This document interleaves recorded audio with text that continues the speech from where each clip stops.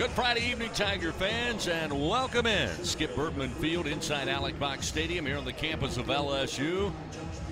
We get ready for Game 2, Missouri and LSU. The Tigers taking Game 1 last night by a final of 5-3. As we mentioned, a total team effort on the mound, in the field, and at the plate for LSU. Tonight, Blake Money will get the start. Second-year right-hander. Looking to keep the momentum headed in the right direction as LSU still looking for their first SEC Series win here at home. Time now for your game day weather report, brought to you by AccuTemp. Chance of power outages never. Get a whole home generator from AccuTemp. Keep the power in your hands. Much like yesterday, picture perfect here in the capital city. 80 degrees just before first pitch. Going to stay in the upper 70s and drop to the mid 70s, probably, maybe the low 70s, 72 degrees by the time the game ends tonight, but it will be a very mild, very comfortable evening here at the ballpark. Tigers dressed in their purple jerseys, white pants, traditional LSU purple lids. Mizzou tonight, the visiting team, wearing black jerseys, gold numbers, gold trim. They have gray pants. They'll use black batting helmets. Again, the top of the order, Josh Day, Trevor Austin, and Luke Mann will get things started. Again, Doug, I mentioned keeping the momentum headed in the right direction. Jay Johnson clearly told us he felt like here at home it may have been the most complete game. Again, Mikhail Hilliard, the bullpen, along with Paul Gervais, were spectacular last night. LSU didn't score a lot of runs, but they put the bat on the ball, had enough to get the win 5-3. Defense was clean. Overall, it was really a great team effort. They're hoping to keep that here. And as I said, try to pick up their first series win tonight at home at Alex Box Stadium. Yeah, no errors, no walks. Anytime you play a baseball game all the way through 9 innings and your pitching staff has no free passes except for one hit by pitch and no errors, you got a chance to win that game, and that's exactly what happened last night. What you're looking for tonight from Blake Money, though, is really the same thing you got from Mikhail Hilliard. Challenge these batters, get ahead, and make sure you don't let them on for free. Make them earn their way. They've struggled with that this year. Coming into tonight's game, they are hitting .287 as a team. Just about set to go. Josh Day will lead things off for Missouri. 0 for 4 at the top of the order last night. Again, a .321 average. He can cause havoc if he gets on base. As the first pitch from Money. Fouled back into the screen. A Rotolo's foul ball. And we are underway. Time of first pitch, 6:32 Central Time. Our umpires tonight: at first base, David Brown, Alfredo Burkeen at second base, Morris Hodges Jr. at third, and Hank Himmonen behind the plate calling balls and strikes out of the SEC. The 0-1 from Money off speed, and again, Dave fouls it back into the screen, and Money jumps ahead 0-2.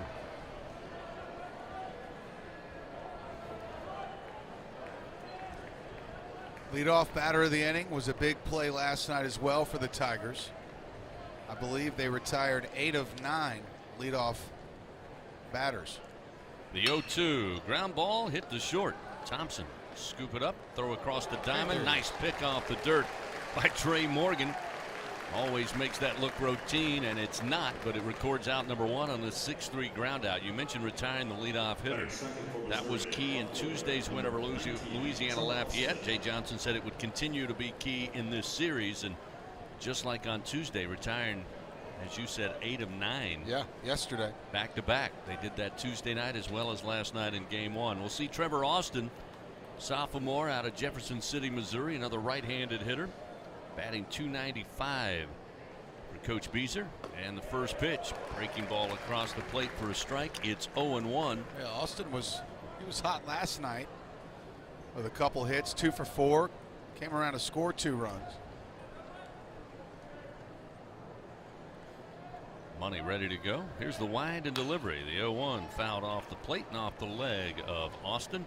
And again, Money jumps ahead early, 0-2. You know, last night was really a great ball game all the way around. Missouri played great defense. They made some incredible plays out in left field. The shortstop, Day, made a couple nice plays as well. But you know, Missouri also retired 8 of 9 leadoff men. The 0-2 upcoming with one down.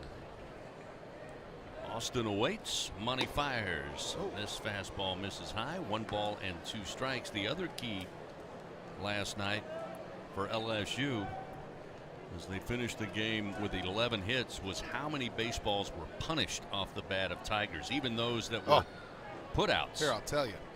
The 1-2 ground ball and left of third base keeps it a 1-2 count now to Austin. I'll tell you exactly that.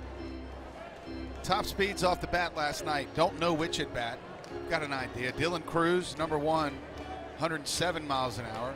Dylan Cruz was also number 2, 105 miles an hour. Braden Jobert, this must be the one that almost killed 2 birds with 1 stone, literally. The 1-2 line drive right at Berry, third base. He just drops to a knee, puts the glove up, and records out number 2. Great response on a sharply hit line drive right at him at third base. This 102 off the bat of Jobert had to be the one that nearly killed the pitcher and the shortstop on the same play. Stevenson had one 100 miles an hour, which was the great diving catch out in left field, I'm betting. Jacob Berry 99 and Jobert another 99 mile an hour. Yeah, they stung it last night. We'll see Luke Mann stand in, the left-hander to face Money with 2 down. And the pitch misses a little low, the breaking ball, 1-0. Allegedly misses a little low.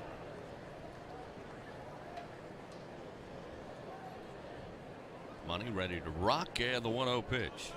This one low and inside, make it 2 balls, no strikes. Again, leading off these hitters with the breaking stuff. First time he's fallen behind early in the count. 2 balls, no strikes. Pitch to the plate, outside corner. Again, off speed, and makes it 2-1. Yeah, I was going to say another breaking ball there. It was a changeup that time, I think. You can see the respect they have for Luke Mann, who had a pretty good night last night as well with a couple hits. With 2 outs, the 2-1 off the end of the bat, sent towards the seats down the line and left out of play. Another Rotolo's foul ball, and it's 2 balls and 2 strikes. So it was 2-0. He saw 2 breaking pitches to get to 2-2. Now, if you're Luke Mann, I guess you have to really look for another spinner. And that's right about the time that the fastball eats you up. So Money ready to deal. The 2-2 swing and a miss. Off speed, but off the outside of the plate. Man goes for it, comes up empty. Money records his first strikeout, and Mizzou goes quietly 3 up, 3 down here in the top of the first inning. That strikeout brought to you by Super One Foods. Great quality at super low prices. We're off and running on a Friday night, scoreless after a half inning. LSU coming to the plate. Cruz, Berry, and Doty will get it started for the Fighting Tigers when we return on the LSU Sports Radio Network.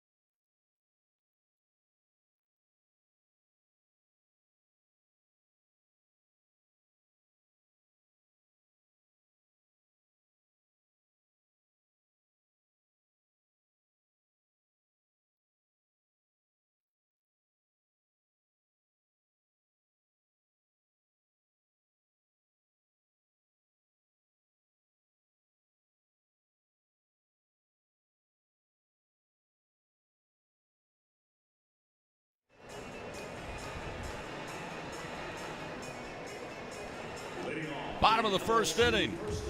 After Missouri 3 up, 3 down. Dylan Cruz going to lead it off for LSU. Cruz last night batted second in the order. Went 2 for 4 with a run scored. Again, as Doug told you moments ago, had the 2 hardest shots off the bat at the plate for LSU. Something he is certainly known for. As the first delivery from Newbeck, letter high, called strike with a fastball, 0-1. Allegedly a strike. I don't think Cruz liked that one too much either. He'll wait on the second delivery, and this one misses high. 1 ball, 1 strike. Newbeck again, the freshman left-hander. Doug, you mentioned it. Tigers again with a great lineup, but they have struggled at times against left-handers, including last weekend on the road in game 2. This one lifted in the air, left center field. Wilmsmeyer going back, and at the wall, it is out of here. So Dylan Cruz leads off the bottom of the first inning. Took a couple of pitches and then drives the baseball out of the ballpark. It is 1-0. About 434 feet. Another 100-mile-an-hour ball off the bat, 102 on that one. Wow. He joins the double figures in home runs. That's his 10th on the year. The Tigers take an early 1-0 lead. I mean, you won't see a baseball travel 434 feet much quicker than that one.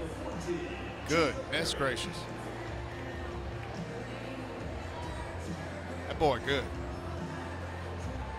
So what was I saying about struggling against left-handers? I'm not sure really Cruz struggles against anybody, Chris. I mean, at this point, I'm pretty sold on the guy. Jacob Berry with the left-hander batting from the right side tonight. Again, 3 of 4 at the plate in game 1. 2 solo home runs. Yeah, by the way, Cruz is on now a 10-game hit streak, and he's reached base 21 straight games. The 0-1 to Berry. Rifled to center field. Base hit. Berry will reach. Still nobody out. And the Tigers wasting little time here in game 2 to bring out the bats. Well, that's 2 impressive at-bats to start off a game. I don't know if you can start it much better than that. 434-foot home run to left center field. First of all, not many leadoff hitters can hit it that far to begin with. And then a roasted fastball back up the middle. Yikes. Like to isolate that swing from Jacob Berry and show any young baseball player. Again, just a pure hitter. Okay. Brings up Cade Doty. First pitch, a strike from Newbeck off speed, and it's 0-1. Well, there's the slurve, right? He's got 2 different breaking balls. One's going to be obvious, big and loopy, and that one had a little bite on it at 79 miles an hour. Berry with a 3-step lead off of first base. Newbeck looks and comes to the plate. And there's a strike just below the letters. And it's 0-2.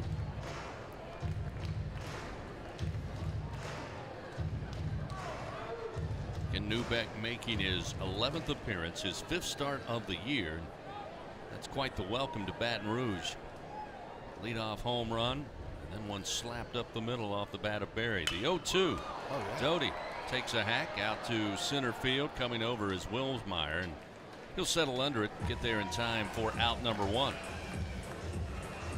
Well, I really like the way that ball came off the bat. 0-2 count. I mean, you're really just trying to stay alive. You're working late. You're just trying to foul fastballs off. And he got another fastball up over the thighs there, and he hit it out to right center field. So that's a good sign that Doty was right on it. And if you're an LSU Tiger fan, that Mr. Newbeck is still struggling to find the command of his fastball. Tigers seeing the baseball very well early on here. We'll see Trey Morgan with 1 out and a runner on. First pitch, you know he's going to swing, and down the line, going to drop in. Foul ball just into the front row of seats at the very end of the grandstand down in the left. It's a long foul ball, 0-1. And that bat girl down there, right down the line, you know she got there thinking, please just nobody hit a ball near me in this game. And that one was a heat-seeking missile. She wanted no part of that. She was almost out in the field of play. Luckily for her, it dropped into the seats. 0-1 the count to Morgan. Newbeck fires, and this one misses low. Again, a fastball below the knees. 1 ball and 1 strike. Fans, it's heating up. It's that time of year. Make sure you reach out to J&J Exterminating, your best defense against pests. Get the shield. Barry stands at first base. Single to center field following Dylan Cruz's leadoff home run to make it 1-0 LSU. As this pitch, again a fastball, misses outside to Morgan, make it 2-1. The wind blowing very strong right to left. At times will blow in. We get a little bit here into the booth.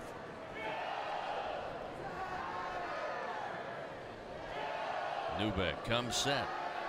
The 2-1 to Morgan. Went around. Chased that breaking ball that dropped down just below the plate.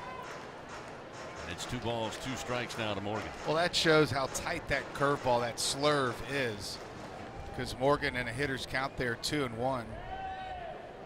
Certainly looking for a fastball, just couldn't keep the hands back as that one bounced.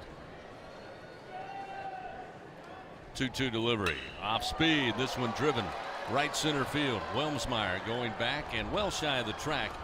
As that one in the teeth of the wind slowed it up, held it up, and Wilmsmeyer gets his second catch for an out here in the bottom of the first. 2 gone. And now we'll see Jordan Thompson. Yeah, if the wind is blowing in the exact opposite direction that it is right now, which is dead end toward the left field stands, then Trey Morgan hits that ball least off the wall. Very similar to last night. He hit almost the same exact ball. Maybe last night was hit a little bit harder, but I mean, right into the teeth of the wind out there in right center field. Thompson last night 1 for 3 at the plate. Trying to lift that average, get back to 300, batting .287 coming in tonight. First delivery, a fastball. Missed the outside corner. 1 ball, no strikes.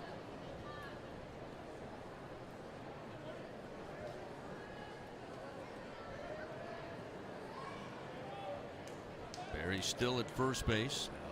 LSU leading 1-0 early on. 1-0. Missing inside. Off speed, 2-0. You know, Thompson's taken a lot of noise this year for his defense out at shortstop, but you got to give some credit. Already today, he's made a very difficult play on a ball that was hit hard, but last night, Chris, he made 2 or 3 spectacular plays out at shortstop. 2-0. Rope to center field, but right at Wilmsmeyer. He'll just wait for it, and it will find his glove for out number 3. But LSU, again, takes an early lead on a solo home run to start the bottom of the first inning off the bat of Dylan Cruz. His 10th of the year. 1 run on 2 hits. They leave 1 man on. We go down to the top of the second. 1-0 Fighting Tigers on the LSU Sports Radio Network.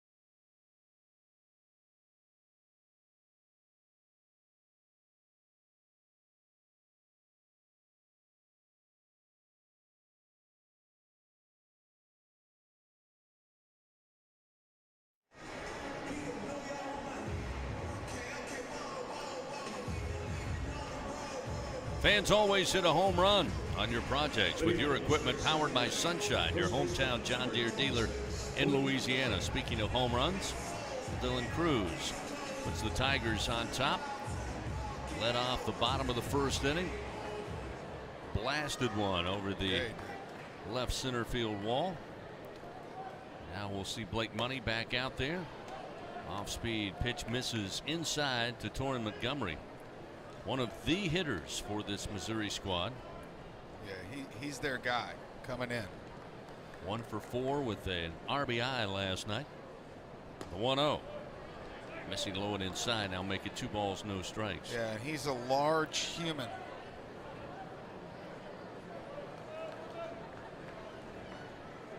That's how a 4-hole hitter should look in the SEC. It's what you're picturing. 2-0. Launched in the air to center field. Cruz settling back. And we'll wait on it and squeeze it for out number 1. So Montgomery retired.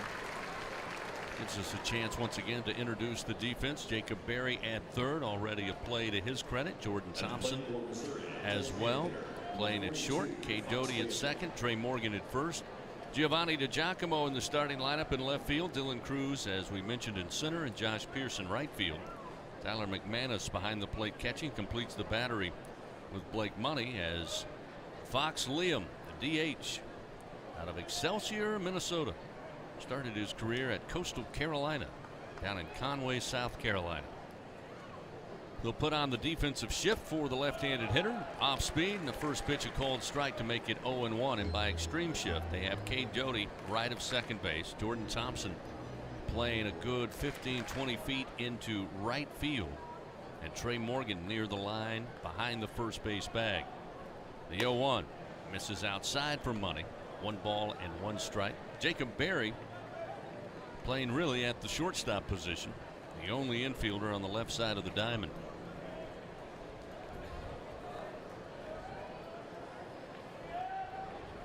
With 1 out, here's the 1-1. Drives it right field and will bounce in front of Pearson as Liam picks up the first hit of the ball game for Mizzou, and with 1 out, he'll stand at first base.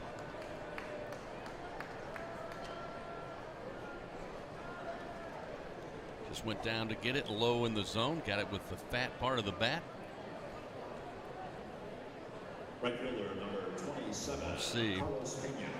Carlos Pena getting the start tonight for Missouri in right field. Did not see him last night. He'll dig in, another left-handed hitter. I've been trying to find some information. That's a very familiar name, of course, Carlos Pena. First delivery from Money, misses high. 1-0. Blake wants a new baseball. He'll be given one by home plate umpire Hank Himmonen.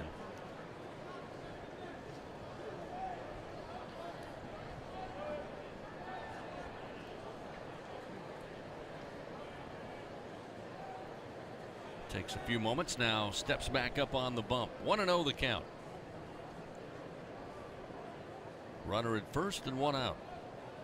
Money fires. This time the fastball gets by Pena. Late coming around.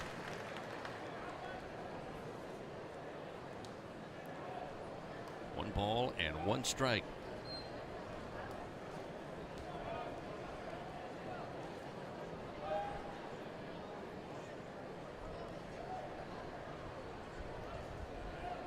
Liam with a 3-step lead off the first base bag is the 1-1 pitch.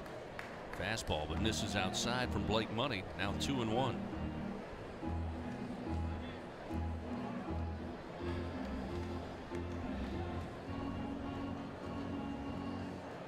Pena started 1 game against Kentucky last weekend. He got 2 starts against Tennessee the weekend before that. He is 0 for his last 9 in SEC play. Strike on the inside corner. Right in on the belt with a fastball from Money to even the count 2-2. I'd say it's a good-looking freshman player. 6'2", about 215 pounds. Bats from the left, throws right.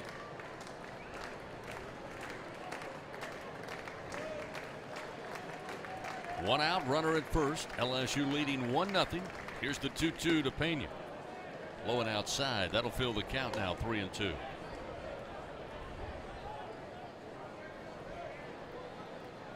Pitch count starting to creep up a little bit. But this inning so important A shutdown opportunity for Blake Money. I know we talk about it a lot, but as a pitcher, those shutdown opportunities are everything. It's the difference between winning and losing games.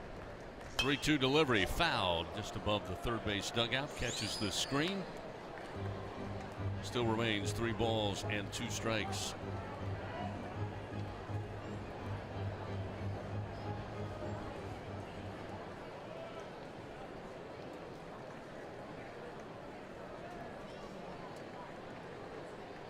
Fox Liam down at first base.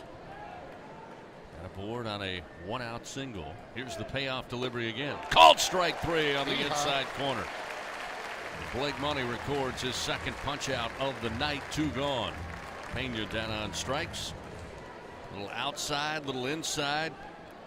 Pena doesn't lift the bat. That strikeout brought to you by Super One Foods. Great quality at super low prices.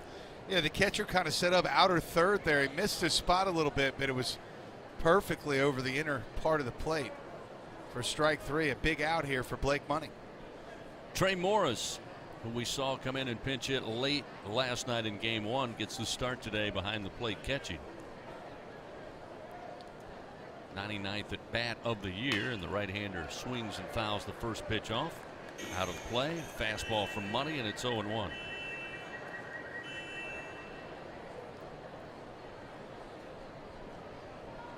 Trey Morris making his 24th start of the year. Morris pinch hit last night. Actually might have entered the game late for Coletta.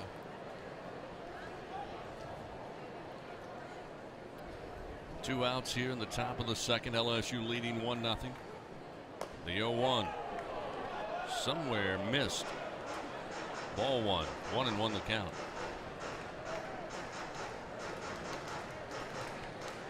Montgomery led it off. Flied out to Dylan Cruz in center field. Fox Liam singled to right. He stands at first base. Pena with the strikeout, now with 2 down. Trey Morris waits on the 1-1 pitch, and it misses inside. Make it 2-1. And Money now showing a little frustration. He's going to take a walk, pick up the rosin bag, try to put that missed pitch out of his mind. Alleged missed pitch. 2-1 the count.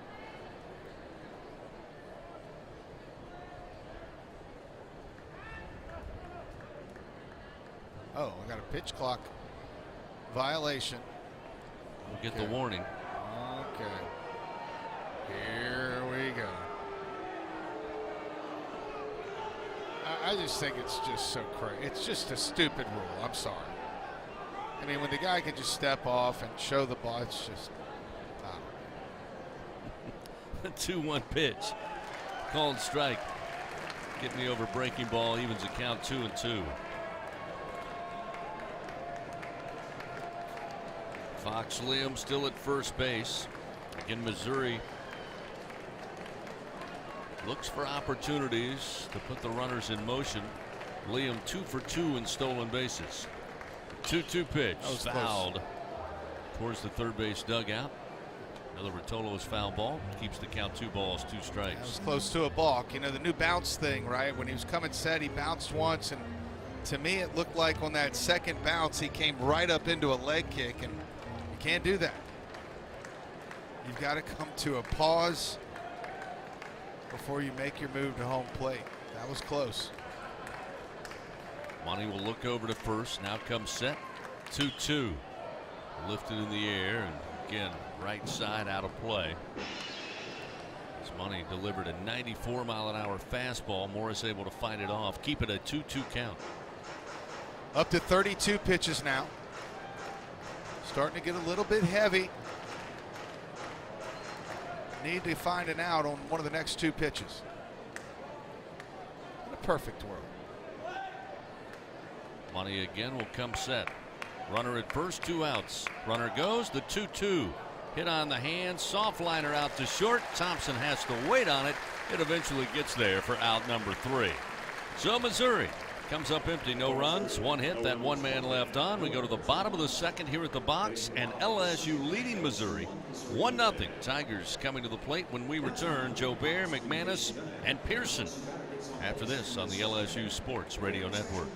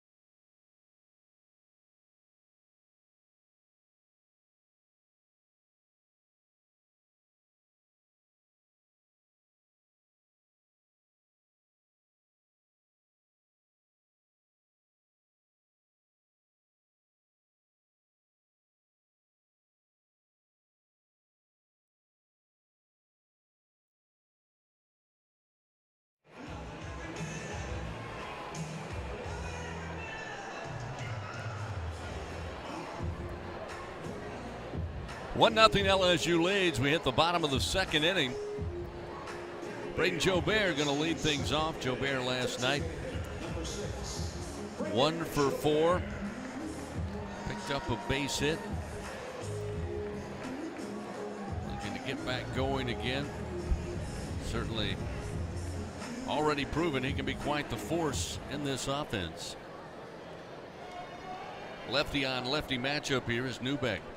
Starts his second inning of work. The Mizzou starter delivers a breaking ball missing outside. And it's 1-0 to Braden Jobert. If Jobert hits another ball hard and comes away with an out, he may break that aluminum bat over the top of his head. That's what makes this game so frustrating. Here's the 1-0. He holds back. Oh, got a piece of the bat as he tried to check swing. And it's 1-1. You know, 30%, 300, right? That's what you're trying for. He's at 274 right now. And he's at 274. Think about the battle to get to 27% success. And then last night you hit 2 balls literally as hard as you can hit a baseball and come away 0 for 2 in those 2 at-bats. The 1-1. Here's a swing and another soft liner. Leaping up for it, but coming up empty just over the glove of the shortstop Josh Day, who jumped up, thought he might have a chance, and it touches the top of the mitt and then drops into left field. And that's what the old timers will tell you. Hey, don't be upset. All you can do is keep swinging and put the ball in play, because you're going to get the bleeder right over the shortstop's head, too, the one you don't hit hard.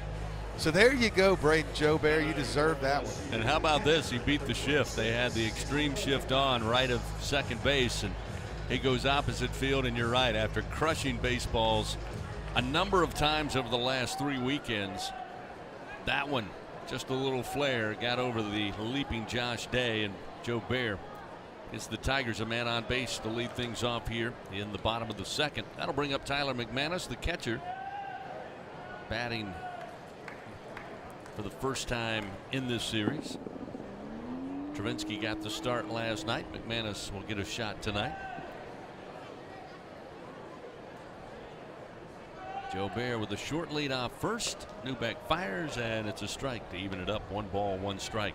I was talking to Jobert's dad today. He told me the shift. He hates the shift. He's having nightmares about the shift. Braden's hit into 11 shift plays, take away base hits. And I said, you know, when he's up there to bat, I wish he could just hit the ball to left center field, like drive it the other way. And he said, no, We don't do that real good. We like to hit the ball over the fence to right center. And sure enough, there he goes right over the shortstop's head. That's how this game of baseball works. Oh, it's a crazy game. Crazy game. Pitch from Newbeck down in the dirt makes it 2-1 now to Tyler McManus. Tiger fans, don't forget, you can stream every LSU Sports Radio Network broadcast with the LSU Sports mobile app presented by BASF. The 2-1. Big swing. McManus fouls it back out of play. You can download that for your mobile device. Find the app for free in the iTunes Store and Google Play. The LSU Sports mobile app presented by BASF. We create chemistry. It's a chance you also can use it to sync up television and the radio broadcast when you're watching your favorite LSU team. Here's the 2-2. Nope, first to throw over to keep an eye on Joe Bear, who easily steps back on the first base bag. Still 2-2 the count to McManus. You got to explain that to me, because I have so many people say, I wish there was a way to be able to sync up the radio broadcast to the TV and turn down the TV volume. How do you do that after this pitch? Here's the 2-2 to McManus, way upstairs and outside. That'll fill the count now to the Tiger catcher. Well, you simply turn on your TV. Most everybody, I won't say everybody, but most everybody has a way to pause the TV here in 2022. Yeah. When the game starts, maybe you want to use a pitch, for example, to start the game, the opening pitch of the ball game. Pause it. Radio will catch up with it. Ooh. And when you or I or Hunt or Buzzy, whoever's in the booth, says here comes the first pitch, you let the TV go and you're good to go. Or for that matter, Patrick over at softball anyway. Yep. Right? You can do the same thing. And that delay is what, a minute, or is it less than that? Not as long as you can pause it. Here's the payoff delivery. Swing and a miss. McManus got a piece, but holding on. Trey Morris. And Newbeck records a strikeout. One away here in the bottom of the second inning. It's just simple. You just. No, I know, but like when I pause it, is it a 10-second I'm waiting, or am I it's waiting? going to fluctuate anywhere from 15 seconds, 30 seconds, 45 seconds. Gotcha. That's easy. Dad, did you hear that? He asks me all the time. Most people will probably, maybe once or twice, pausing, trying to sync it up. It doesn't take very much to do so. Still a runner at first, and Joe Bear. We'll see Josh Pearson swing at that breaking ball, tailing away from the left-handed hitter. It's 0-1. Newbeck again, his first strikeout. McManus down swinging. Braden Joe Bear over at first. Torrin Montgomery also looking into the sun as the 0-1 swung on, lifted in the air to left field. The wind's carrying it near the track, and Trevor Austin eventually able to get to it. Ty Wilmsmeyer, the center fielder, ran all the way over. Again, he had thought initially he may have a shot at it in left center, but again, high up in the air, caught that jet stream and brought the baseball to the left fielder Austin right shy of the track. But that ball wasn't hit very well. It was really just a fly ball, and you saw how far the wind carried it. I mean, that wind is really puffing out to left center field. Giovanni DiGiacomo will stand in. He got the start today in left field. First delivery, strike on the outside corner. And that breaking ball tailing out to the left-hander. I mentioned Joe Bear and Montgomery staring into the sun as it makes its way over the great Mississippi River. Showing bunt. DiGiacomo can't get a bat on it, and a strike, and he falls behind 0-2. It's tough to play first base at the box, and particularly at this time of day. Both this box and the old box, same deal, same time of day. First basemen have been shielding their eyes there for the last 50 years. The 0-2 pitch going opposite field, but again a soft liner. This one right at Josh Day. Didn't have to leap, just had to move to his right. Gets a glove on it for out number 3. LSU, well, they pick up one hit, but they score no runs, and that one man left on. It's still a 1-0 Fighting Tiger lead. Missouri coming to the plate for the top of the third after this quick message on the LSU Sports Radio Network.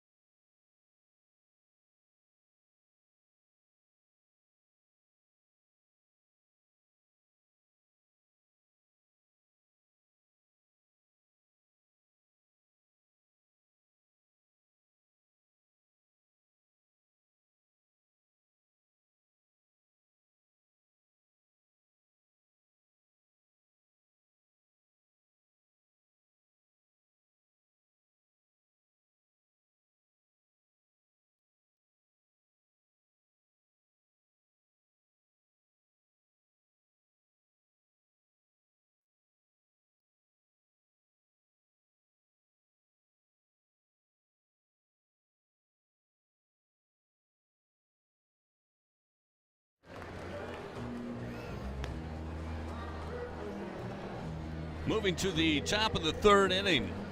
LSU holding on to a 1-0 lead over Missouri here in game 2. We started the top of the third. LSU honoring soldier salutes. They roll out the purple carpet. Tonight they honor Colonel Jeffrey Kent and Mark Ranger Jones, both from the U.S. Army. Colonel Kent and Ranger Jones, who happens to be a retired Army Ranger. Blake Money up on the bump. Here's a ground ball. Bouncer towards second. Doty scoops it up, tosses to Morgan. 1 pitch and 1 out. Doug, that'll help get that pitch count maybe back into order. Yep. What's the number we're looking for here, Chris? 15. See? You're all ready to be a pitching coach. We're looking for 15. That will be, we're trying to get out of here with under 45 pitches, and we're right back on the rails again. I'll tell Coach Johnson tomorrow in case he ever needs somebody. A sub? Yeah. Wilmsmeyer to the plate for the first time. And the first delivery misses a tad low, 1-0. You never know. Have you seen the Lakers documentary deal on HBO? Mm-hmm. Oh, it's great. That's how Pat Riley got pulled in there. Exactly. The 1-0. Strike on the outside corner with the heater for Money. It's 1-1.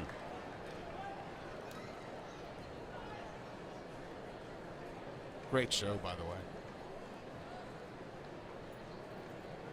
1-1 delivery. Watch out. Low and inside. Just misses Wilmsmeyer. It's 2-1.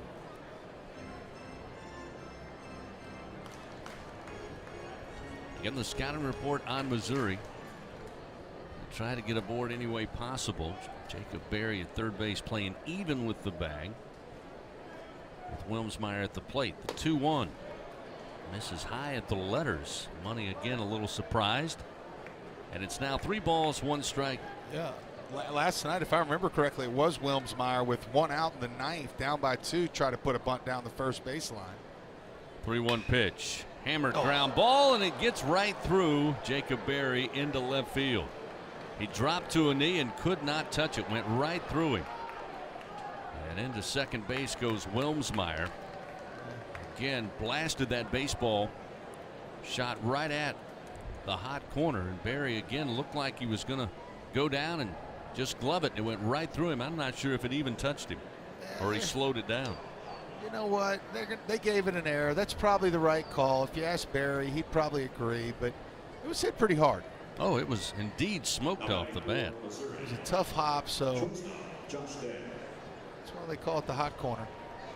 Wilmsmeyer picks up his 5th double of the year with 1 out. Back to the top of the order. LSU leading by a lone run. Wilmsmeyer represents a potential tying run here in the top of the 3rd. But Blake Money going to do his best to avoid that. First pitch off speed and a bouncing foul ball third base way. And it sets up Day 0-1. He grounded out to Jordan Thompson at shortstop to start the game back in the top of the 1st inning.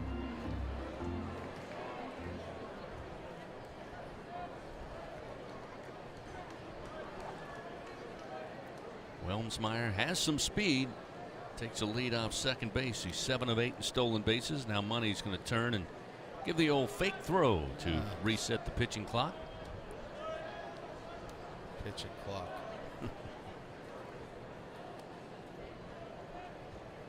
Something tells me back in your day, had there been a clock, you would have worked very hard to not deliver every pitch until 1 second remained. This one misses high, now 1-1. No, not the case at all, because, I mean, I needed 5 seconds. I mean, I was in there and out as fast as possible. But, you know, sometimes you want to take a little bit of time and walk around and take a deep breath. And I get it. I get the point, but you can see that it's not effective at all. 1 ball, 1 strike today. Money looks back to second. Now the 1-1. Ground ball, and it's going to be a base hit. Gets by Thompson. Wilmsmeyer around third. He'll come in to score, and an RBI single for Josh Day ties the game at 1-1 here in the top of the 3rd inning. Yeah, I was going to say I really didn't like this at bat. Day 0 for 5 with a runner in scoring position on the weekend. And he's hitting, you know, .321 on the season, even after being hitless here in Baton Rouge so far. Just a tough spot for Money, but a new ball game now. Still one out, looking for the double play ball. Great placement of the ball off the bat by Day. No chance for Thompson to get to it. And we'll have time called. Jason Kelly, the real pitching coach for LSU, on his way out there. He'll bring the infield in, talk it over with Blake Money, get an idea where his starter's head is at the moment. Again, it's a 1-1 ball game now with one out. Here in the top of the third, Day aboard at first base. Trevor Austin coming to the plate. Austin lined out to Jacob Berry in that hot corner back in the first inning. Yeah, they're likely also talking about Day at first base. He will run. He is 7 of 9 to lead the team in the stolen base category. Fans just like the winning lineup. Remember, Cintas has the all-star services for all your business needs. Everything from uniforms to kitchens and restroom solutions. Get ready for the workday with Cintas. So the meeting all broken up now. Tigers will take their respective defensive positions here. Austin, the left fielder, bats from the right side, hitting .291 on the year. Again, 0 for 1 so far tonight. Doug mentioned last night, pretty effective, 2 for 4 with 2 runs scored. So Money will turn and fire to first, and Morgan has to take it off the dirt, but does so. Keep an eye on Day. You know, you go back to last night, weren't a lot of opportunities, although Missouri able to put up 9 hits in the ball game. Kind of were scattered throughout the contest. They never really able to use that speed on the base paths. This one going to be knocked towards left field off the bat of Austin. Giving chases to Giacomo. He'll take it on one hop, quickly wheel it back into third base to keep Day at second. And a 1-out single now for Austin has runners first and second with just 1 out.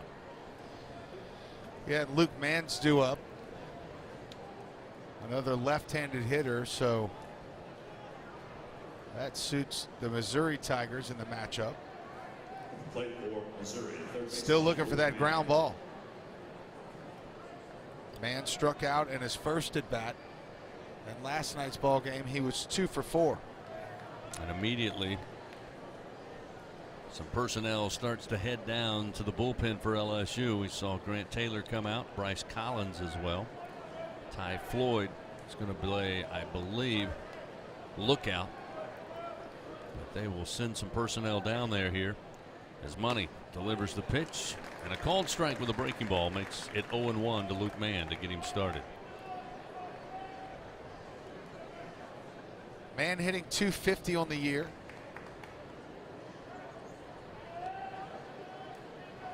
.207 in conference play. Runners take their lead first and second with 1 down. The 0-1. Fastball a little up in the zone, fouled back into the screen behind the plate, and Money ahead now 0-2. Yeah, Money got away with a mistake there. But he's 0-2, and this would be a big second out.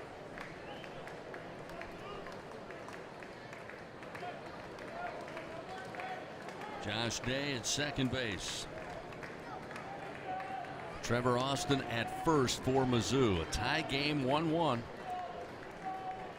Blake Money trying to keep it right there as the pitch misses off the outside corner. Not by much, but it's 1 ball, 2 strikes. Now to Luke Mann. Yeah, he hit a spot there. It was a good pitch. Just a little bit too much off the plate. Mann on the year batting .219 with runners in scoring position, .237 with runners on. 4 doubles, a triple, and 9 home runs. That triple came last night. The 1-2 misses low. 2 balls, 2 strikes. And that is Grant Taylor loosening up down in the bullpen. Not sure if you already said that. No, he just now started to throw. I noticed he and Collins were the 2 headed down there. Little surprised to see Taylor, although not so much here, only in the third inning. Of course, he's been really piggybacking those Sunday games with Sammy Dutton. This is the make it happen pitch. We talk about it all the time. 2-2. You want to throw your best pitch as a pitcher.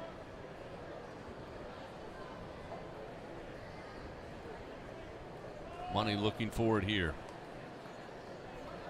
Here's the 2-2 delivery. Low and inside, missing ball 3.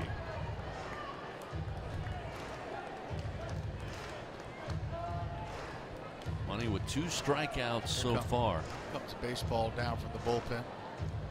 Time going to be called as that one gets loose out of the pen. I think it's time, Chris, to find a new spot for the bullpens. Jay Johnson would agree with it. Yeah, I mean, first of all, we've seen how dangerous it can be on the foul ball where the right fielder or down the left field side. There's just no room down there.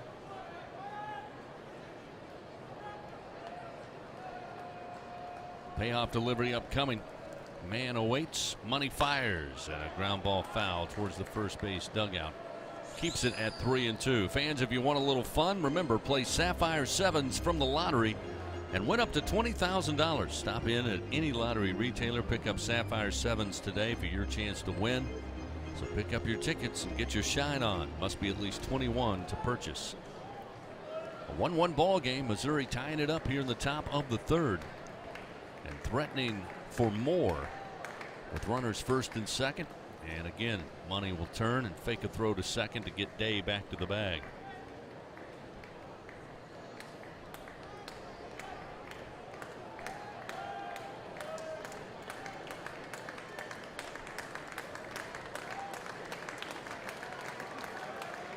From the stretch, Money.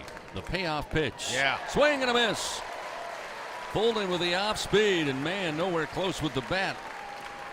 Wasn't expecting that. Caught off guard. Third strikeout of the night for Blake Money, and a big second out here in the top of the third. Yeah, that was kind of the pitch I was hoping for in the 2-2 count. Money having to work a little bit extra there for that out. But it is a big out with runners at first and second. Pitch count now at the half-century mark for Blake Money. Still a little work left to do here to keep it a tie ball game.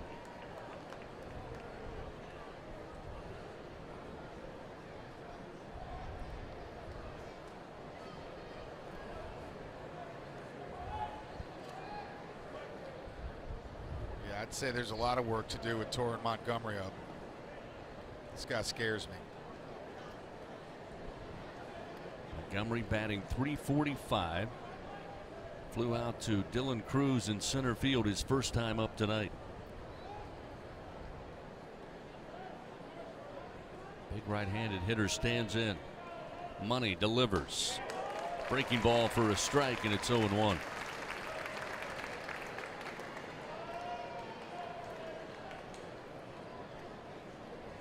Each team 1 run, 3 hits thus far. Tigers led off with Dylan Cruz in the bottom of the first, and he mashed one over the left center field wall to give LSU a 1-0 lead.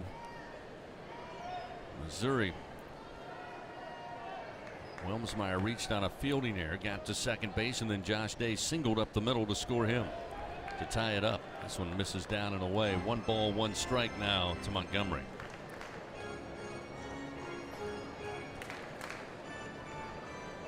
Tomorrow we'll have game 3 of this series. First pitch at 12 noon. Of course, across the way it'll be the 2022 National L Club Spring Game presented by Tony Sashery. So there'll be some roars coming from across the street.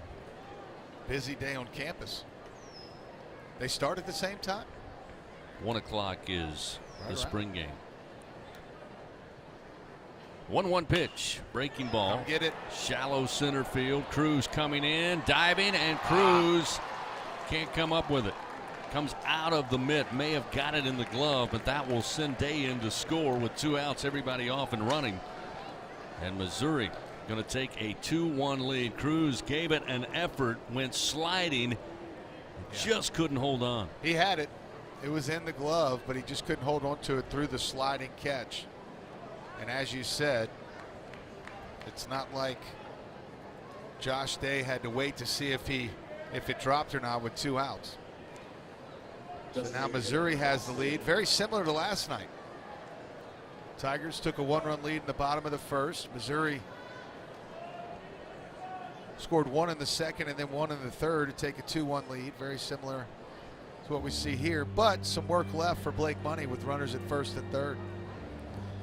And McManus directed to go out to talk it over with Blake Money. And there's a new pitcher now starting to loosen up for the Tigers. Grant Taylor is no longer tossing, and that is that Hasty? I think so. And as true to form, after McManus goes out to visit with Money, Jay Johnson's on his way out. Follows it up and will make the call. And Jacob Hasty now will take over for LSU with 2 outs in the top of the third. And LSU now trailing Missouri 2-1. I'll tell you about Hasty's numbers and get back after it after this quick message on the LSU Sports Radio Network.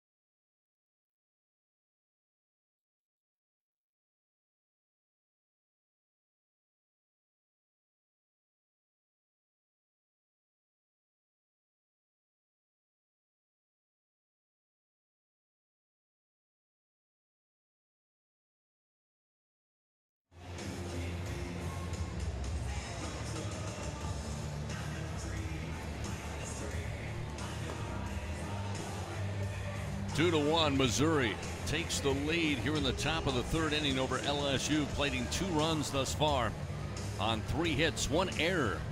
Tough error to start the inning. Actually, the second batter faced kind of got things going for Mizzou as LSU makes a call to the bullpen. Pitching change powered by Sunshine, your hometown John Deere dealer in Louisiana. Blake Money done for the night. They'll hand the baseball off to the left-hander Jacob Hasty. Hasty's going to make his 3rd appearance of the year. He's worked an inning and 2/3. Allowed 1 hit, no runs, no walks yet, and 2 strikeouts. This will be Hasty's 2nd outing in SEC play.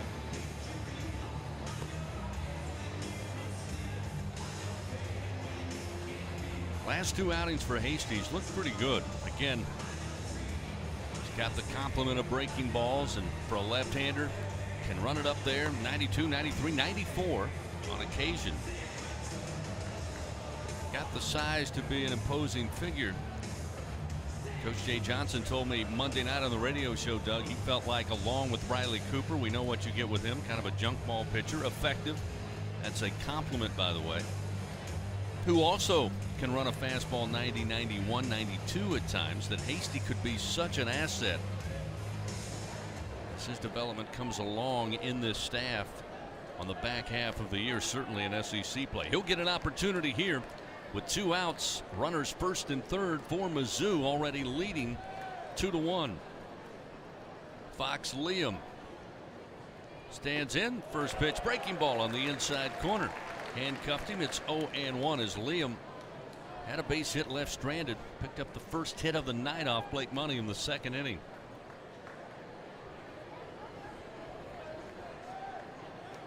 Austin at third. Montgomery with that bloop single to center stands at first. The 0-1 from Hasty. Another breaking ball, and it's a chopper foul right side.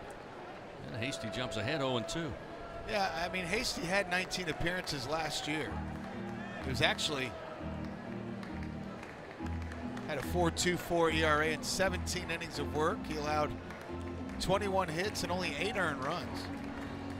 He had a pretty good year last season. Glad to see him getting back out there this year. Big pitch here for him. Ahead in the count, no balls, 2 strikes. It's a very good left-handed hitter. So the lefty on lefty matchup with 2 outs, runners on the corners. The 0-2 misses away. Liam stays away. It's 1-2. Yeah, that was a nice job by Liam there. Not an easy pitch to lay off of.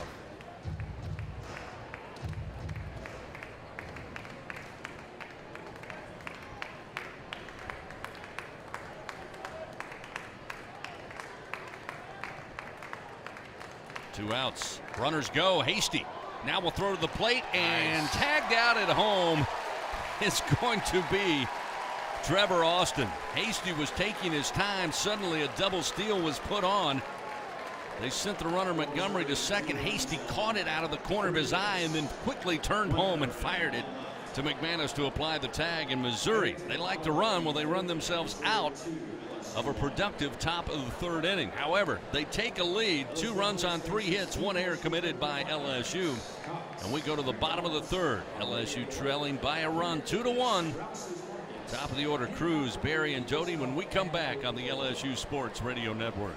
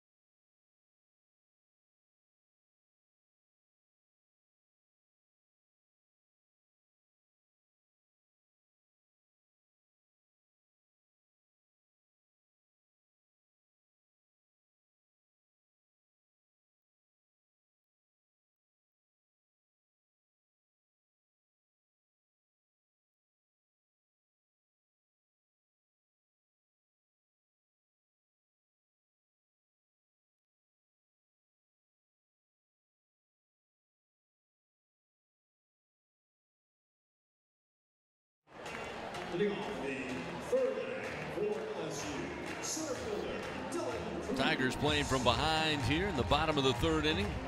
2-1. Missouri 2 runs on 3 hits.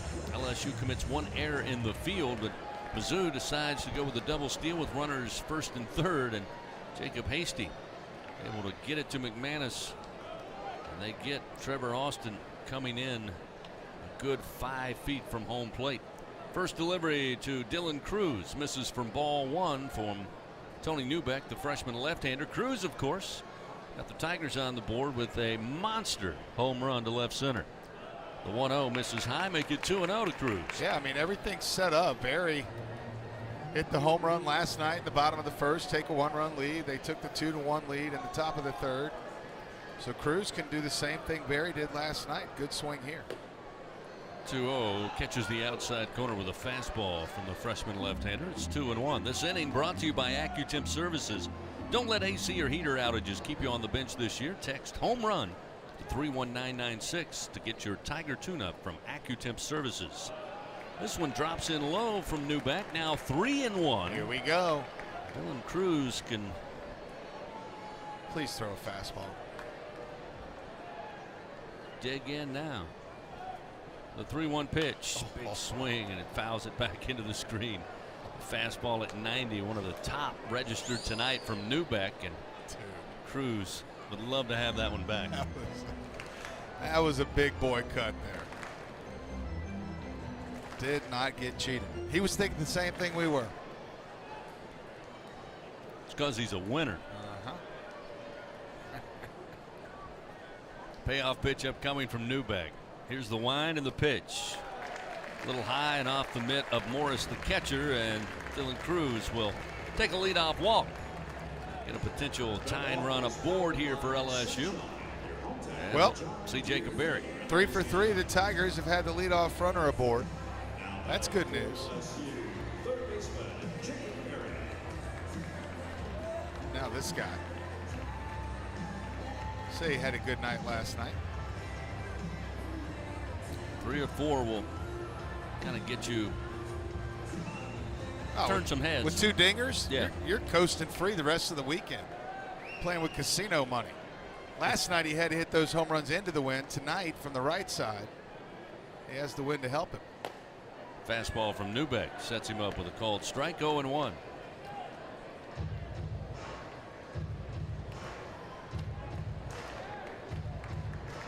.369 is the average. It's not bad.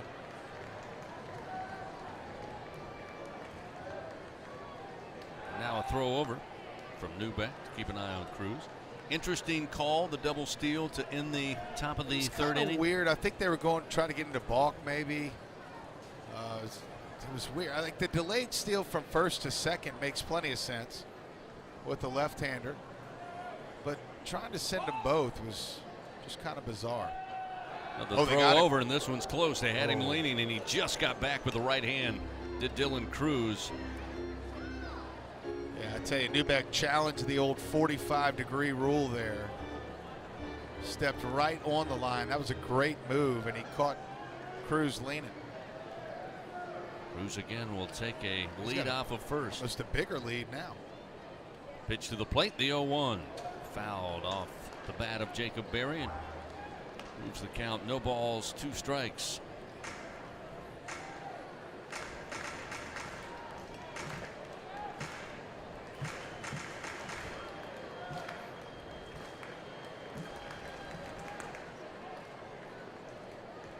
Cruz again will extend the lead. Newbeck will bring the 0-2, and Berry lifts it in the air to right field. Carlos Pena under it. Like he had a little trouble finding where the wind was going to carry. He went towards the right field line and then came back a little bit, but he makes the catch for out number 1. Cruz will stay put at first base, and we'll see Cade Doty. The wind was tough, and then of course out there in the diamond deck, that's where a lot of the students like to sit. And for whatever reason, as those fly balls to right field get closer to the Earth's surface, it gets a little bit louder out in that corner. Doty will dig in. He flied out to center field. In his first at bat, he's got Cruz at first. Getting on with a leadoff walk here in the bottom of the third. Newbeck off speed, misses inside for ball 1. Congratulations, Beth Torina, LSU softball. They extend their win streak to 5. Take the first game of a 3-game set in Athens, the Classic City. LSU 8, Georgia 1. Nice outing for LSU softball. Wow. The 1-0 down the pike for a strike. Fastball makes it 1-1. Yeah, coming off the sweep last weekend of South Carolina. Go on the road to Athens. Get the weekend started right. We'll play again on Saturday and Sunday. The 1-1 to Doty. Slapped, ground ball, snagged at third by Mann. He'll jump up and fire to first. His only play. They get Doty by about 2 steps. Nice play by Mann. Going full out. Snags it cleanly and then rises quickly. And gets the 5-3 put out, 2 away. Mama, there's that man again. Made a couple nice plays yesterday, too. Thank goodness he couldn't get up from his knees in time, because that would have been a pretty easy double play ball, as it came off the bat pretty hot. So now we'll see Trey Morgan. Cruz, of course, advancing down to second base. Potential tying run in scoring position here. With 2 outs, pitch to Morgan. Off speed and lifted in the air to left. Coming over Austin, running towards the line. He'll have it in fair territory for out number 3. So the Tigers again get the leadoff man aboard by way of walk. But he's left stranded at second base. No runs, no hits. And the Tigers trail 2-1 to Mizzou. We'll go to the top of the 4th inning when we come back here on the LSU Sports Radio Network.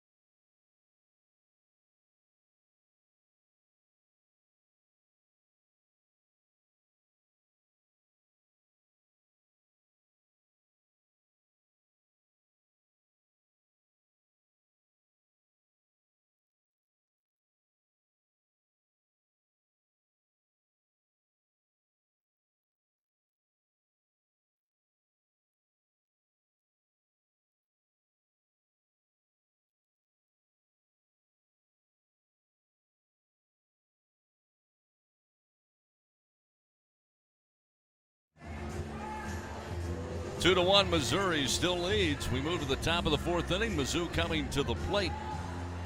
Fans get low rate long-term financing right now on powerful Kubota tractors, mowers, and utility vehicles. Visit LSUKubotaDealers.com for your nearest Kubota dealer and test drive a Kubota today. Fox Liam was at the plate when Mizzou attempted the double steal on Jacob Hasty from first to second and third to home. Hasty able to get the out with the throw to McManus to end the top of the 3rd inning. First pitch to Liam this time around is a breaking ball for a strike on the inner half, and it's 0-1.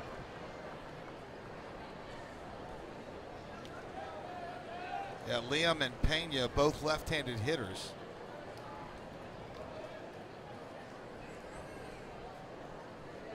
Setting up outside, McManus to the left-handed hitter in the 0-1. Ouch. Goes there, but may have come off the leg Shin protector. guard. Yeah, the shin guard went straight towards the third base dugout. Now, we mentioned last night at Game 1, Missouri, a team that likes to run. They didn't have really the opportunity and situation. Although Coach Beazer tonight certainly must have heard us and said, I'll raise you on that double steal attempt. It did not go their way. Yeah, appreciate the effort. The 1-1. Watch out. Another bender that just cuts in across the inside corner. Had Liam fooled. He was about to bail out.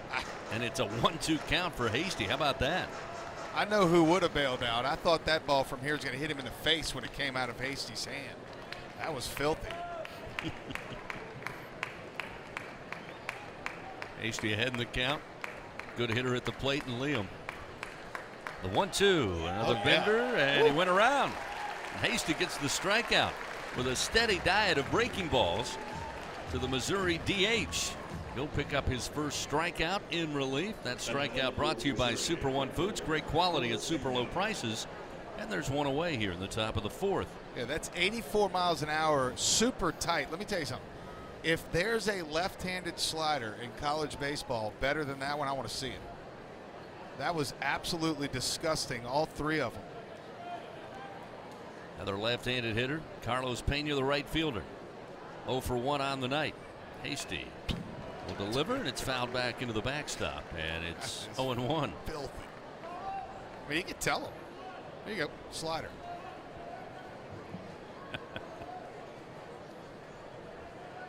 Again, Hasty, as you pointed out, this is just his third appearance on the year. Did not see a lot of him early on, but give this young man credit. He has worked on it and now has gotten the approval from his coaching staff. They feel confident putting him in there. No surprise why from what we've seen so far. 1-1 now, the count to Pena, who, by the way, was caught looking by Money back in the second frame. Different type of pitcher now with the left-hander Jacob Hasty on the bump. And here's the 1-1 to the plate. And did he go around? They'll say he did. Pena couldn't hold back on another breaking pitch. It's now 1-2. And the crowd applauding the effort and skill so far from Jacob Hasty. I mean, I'm telling you, for a left-handed hitter, this thing right now is almost unhittable. Oh, I don't know that he went, but we'll go with it. The replay didn't look like it. With one out, Hasty winds in the 1-2 and just got a piece to stay alive as Pena as he sends that one to the backstop. I got to believe, as a former curveball pitcher, it is something to watch when your pitch is on like it is for Hasty early on in this outing. I never threw anything remotely close to this. I mean, this is my fastball's around 83 miles an hour. You know, this guy's out there from the left side spinning in there at 83, 84. Oof, it's a lot to deal with. Pena stands in. Hasty, the 1-2. And he reaches down, and again, Hasty thought he might get him, and he just gets the bat on it enough to foul it back. Still 1 ball, 2 strikes. And interestingly enough, we mentioned when Jacob took over on the mound that, again, that left-hander with a good, solid fastball, but he's relying, again, based on how he's controlling it. If he were to throw one of those 94-mile-an-hour fastballs up in the zone right now, Pena would have 0 chance.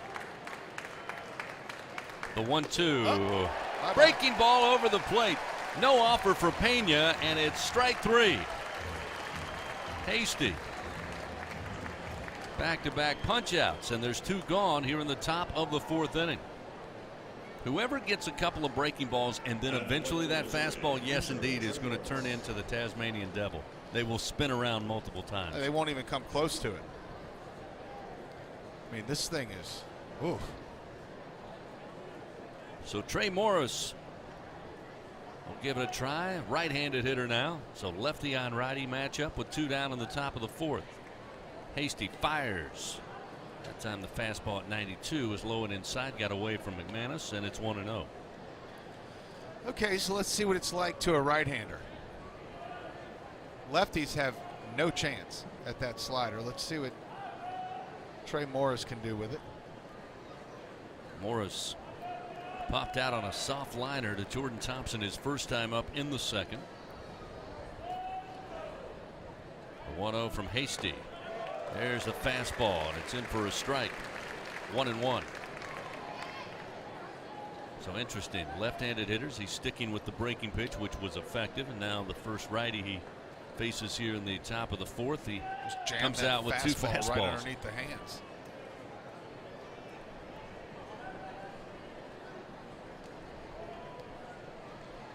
One from Hasty. Another fastball.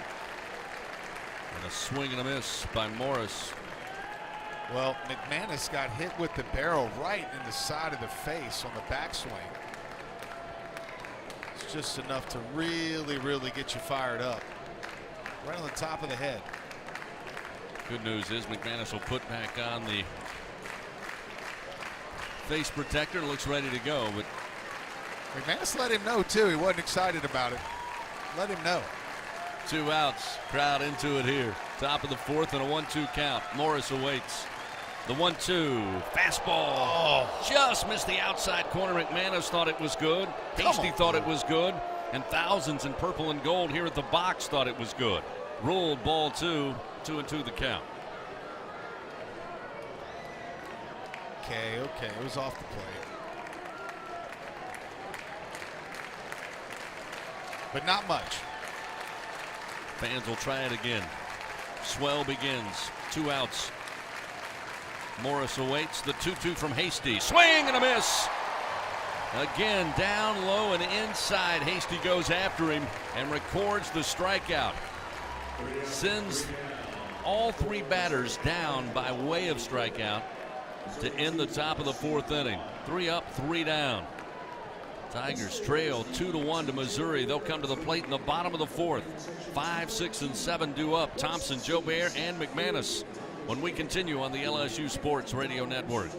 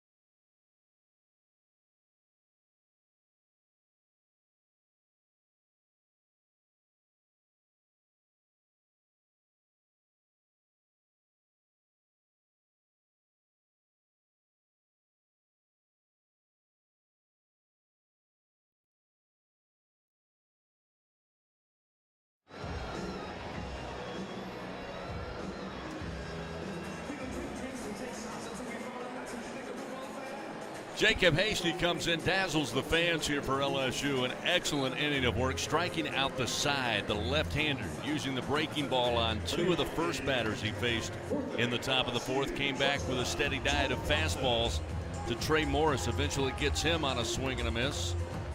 3 punch-outs recorded by Hasty, and quickly LSU back out to the batter's box as Jordan Thompson will lead it off. Thompson tonight 0 for 1.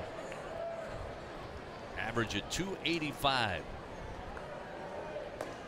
Newbeck, freshman left-hander, delivers the first pitch called strike, a fastball. It's 0-1.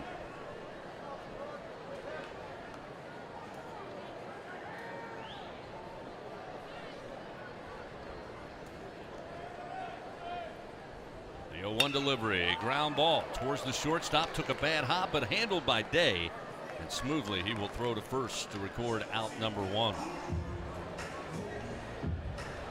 Thompson retired. Braden Jobert now coming to the plate. Jobert with a base hit to get his night started. Second hit of the series for the Tiger DH. Again, able to beat the shift with a little flare over the head of Josh Day, who once again will be the lone infielder left of second base. Move DeSatis, the second baseman, about 12-15 feet into right field. Luke Mann, the third baseman, works right of the second base bag. Breaking ball from Newbeck comes in high. It's 1-0.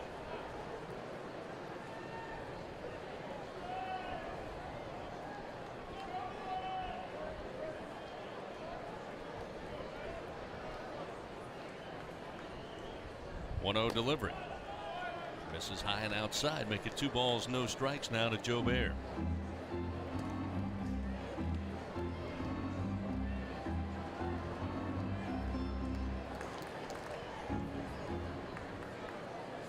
The scouting report is put the shift on defensively against Braden. He'll try to beat it again here as he fouls this one off into the screen behind the plate. And it's 2-1. Tiger fans, StubHub, the easiest way to experience every Tiger game. You can check the virtual view, you'll score your seats, and then get your tickets delivered instantly. StubHub, the official ticket marketplace of LSU Athletics. StubHub, be there. The 2-1 misses inside. That'll make it 3-1 now to Jobert. Tough spot for Tony Newbeck here. Trying to keep LSU off the base pads. They desperately need people on, trailing 2-1. So we'll see what the offering is from the freshman left-hander to Braden Jobert. Here's the 3-1 pitch. Jobert lifts it to left center field. Deep, and this ball is into the left field landing. See ya! That's beating the shift. Take it deep to left center field. Braden Jobert getting back to what we've seen in the early start of SEC play, and he ties it up. It's now 2-2. Yeah, a little Oppo taco there from Braden Jobert, 387 feet. Left the bat at 97 miles an hour as it found its way into the Caesars Sportsbook left field landing. That 3-1 count, Chris, it'll get you every time. It'll get you every time. So with 1 out and a tie game, Tyler McManus comes to the plate. He was a strikeout victim to Newbeck the first time around.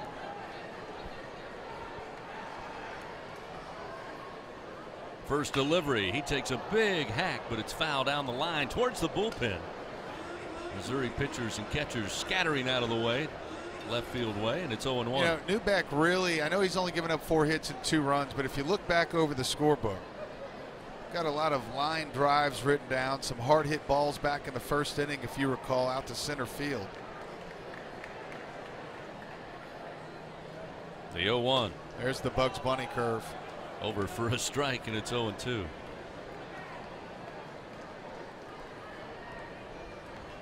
Also very reminiscent of the early wiffle ball days. Oh, don't get me started on some wiffle ball now.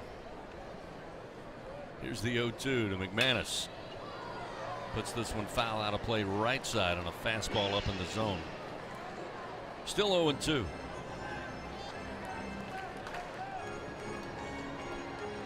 Tigers on the board, 2 runs, 4 hits. Those 2 runs coming by way of solo home runs. Dylan Cruz in the bottom of the first. Braden Jobert moments ago here in the bottom of the fourth. The 0-2 to McManus, reaches down with a bat, ground ball to Day. He'll scoop it up glove side, throw to first in time for out number 2. So with 2 gone, you see Josh Pearson fly out to left field his first time up. And to your point, the Tigers certainly making contact off of Newbeck. He's been able to, again, elicit some line drives that have been caught. But he's given up those 2 home runs, but LSU's going to have an opportunity the longer he stays in to put the bat on the ball. And this one is hit towards the alley, right center field, trying to cut it off is Pena. He'll get it with a backhand pick. But Pearson, with his first hit of the night, the 2-out single, has a runner aboard for LSU. And they're really honoring the scouting report in terms of their strategy. You know, the scouting report says he'll try to challenge early with his fastball. And the best way to hit a curveball is to hit that fastball early in the count. And that's what we've seen tonight. Morgan, I think, has swung at 2 of the first pitches. Dylan Cruz swung at the first pitch in a couple of his at-bats.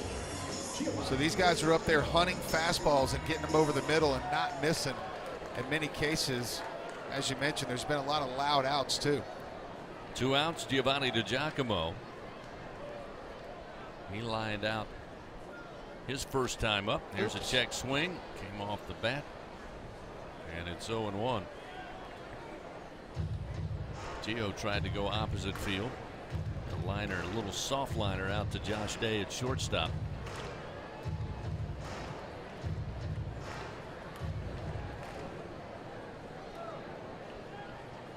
Pearson, 2-step lead off the first base bag. Newbeck, the 0-1. And catches the inside corner. Make it 0-2.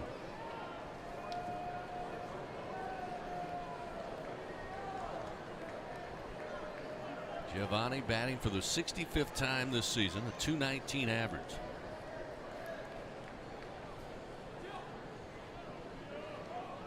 The 0-2 pitch.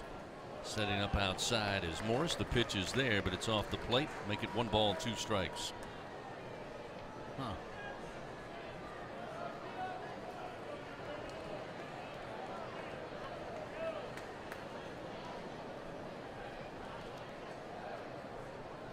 Newbeck going to look over. Pearson will run back to the first base bag. Plate umpire Hank Himmelman coming out. May give a warning, I think, to Newbeck that time.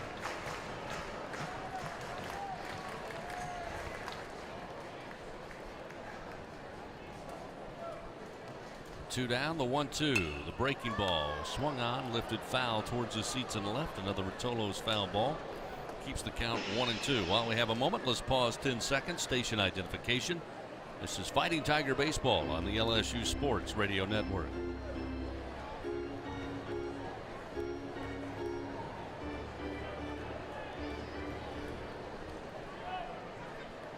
Great to have you with us on this Friday night, Game 2, Missouri LSU. Right now knotted up at 2 runs apiece. The 1-2 with 2 outs. Whoa, missed a little high at the letters. DiGiacomo takes that pitch. Ruled ball 2, evens the count. Hey, good eye. Ooh.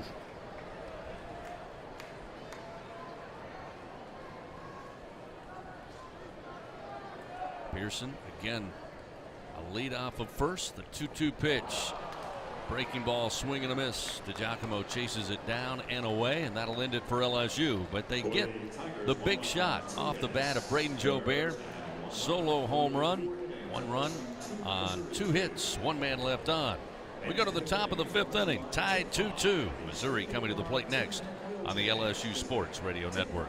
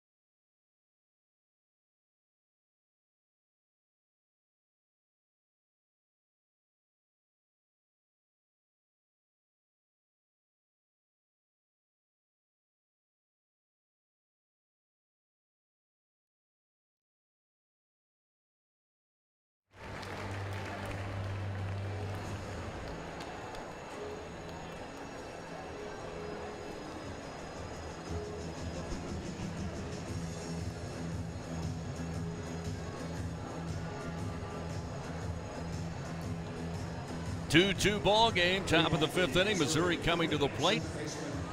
Mizzou tonight, 2 runs on 4 hits. LSU, 2 runs on 5 hits. 2 of those 5 hits, solo home runs. Tigers have committed 1 error in the field.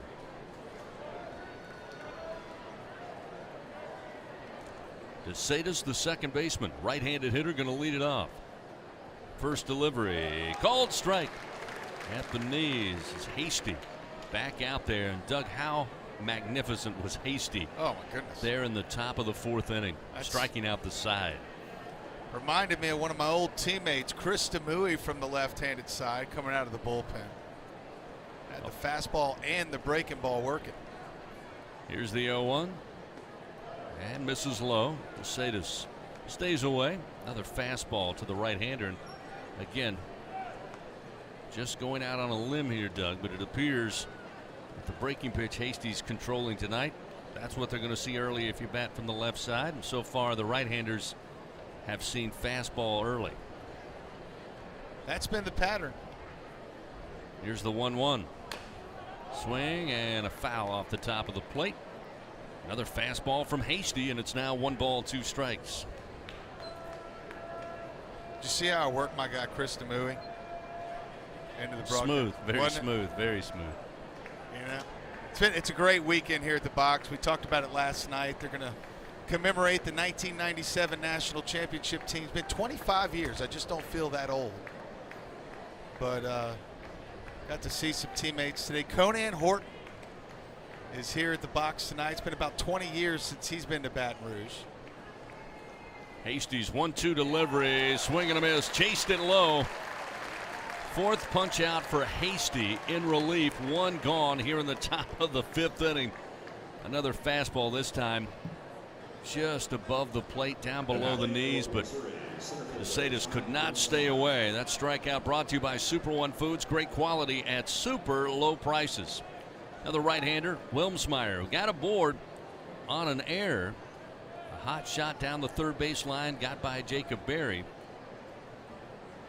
Eventually he came around to score there in the third inning. First delivery from Hasty, belt high. Called strike, it's 0-1. Yeah, to say Hasty's dialed in was be a little bit of an understatement.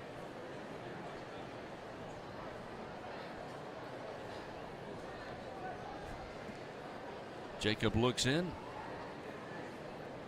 McManus delivers the sign. Hasty comes set. Here's the 0-1. Called strike down the middle. That time off speed, and it's 0-2. 93 miles an hour right at the knees. Hasty is making haste with these batters for Missouri with one down in the top of the fifth. Again, there is action in the bullpen. The 0-2 fouled off down the line, first base side. Another fastball, that time at 94. Jeez, catch up on some scores around the league. Scoreboard update will be presented for the people by Caesars Sportsbook. Some interesting stuff happening around the SEC tonight. 0-2 the count. Wilmsmeyer awaits. Here's the fastball. Bouncer towards first. Morgan picks it up. Hustle. He's going to try to beat him to the bag. And he got him. The foot race to first base. Trey Morgan wins. Wilmsmeyer's got some wheels, and he was hustling down the first base line. Again, Hasty was coming over to first, but unfortunately Morgan, who kind of dove towards the bag and then caught it with his foot and is now hunched over and appears to be in pain. Again, he's playing with a sore knee, and that's putting it lightly, as now Corey Couture, the trainer, going to go out and check on him. And that's what I was afraid of. I didn't know if he was going to dive for the bag, which he almost did, but he kind of came down crashing with that foot on the bag, and you could see the body jolt. Well, it was a high chop. He was playing about midway in between the infield and outfield grass, and he took one step back on the high chop, then came in, had to get the short hop, and kind of casually started moving to first base, but realized that Wilmsmeyer was very close, and like you said, he got that right leg wrapped underneath him as he quickly went to the bag to try to touch it with his left foot. The right foot got caught up underneath him. He's kind of walking around right now very gingerly. And in terms of whether he's safe or out, I think Morgan actually got to the bag in time. Oh, look at this, a little reverse slow motion. Yeah, there it is. So that should stand, but that really is secondary right now for Tiger fans. They're going to leave him alone. Morgan's going to stay in the field. So good news all the way around. They'll call it an out, and Trey Morgan stays in the game. It looks like he's going to shake it off. So we had our first official review brought to you by Acme Oyster House. They talk it over with collaborative replay, and as Doug mentioned, the play will stand. Records out number 2. And as he said also, the best news is Trey Morgan going to stay out there.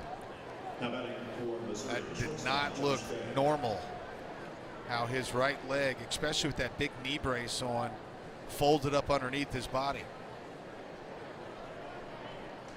So with 2 down, back to the top of the order for Missouri, Josh Day.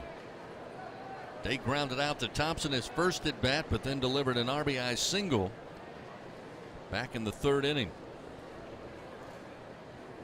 Hasty delivers, ground ball, snagged by Hasty. Somehow he got his glove on it. He'll run to first, toss to Morgan for out number 3. Hey now. That ball blasted off the bat of Day, and somehow Hasty reached out with a glove, and boy, looky what I found. Just an athlete. Just an athlete.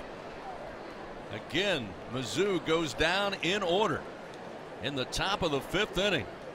Some great defensive plays by LSU, and a strikeout for Hasty does it. We go down to the bottom of the 5th inning. Top of the order due up for LSU. Cruz, Berry, and Jody. When we come back, it's a 2-2 ball game on the LSU Sports Radio Network.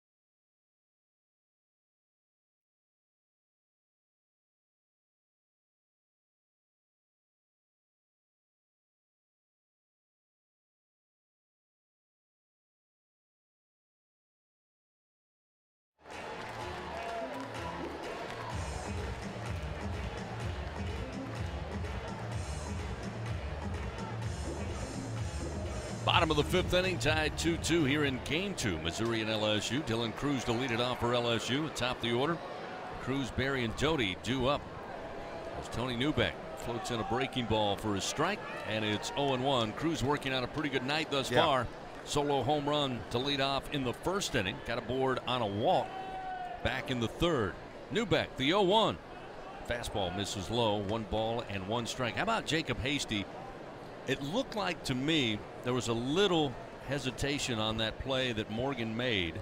And after he went down, Morgan kind of looked at his pitcher like, hey, man, I need you there a little quicker. The 1-1 is down in the dirt. Hasty decides to come back on a blasted comebacker to the mound. Yeah, he almost ran it over there himself.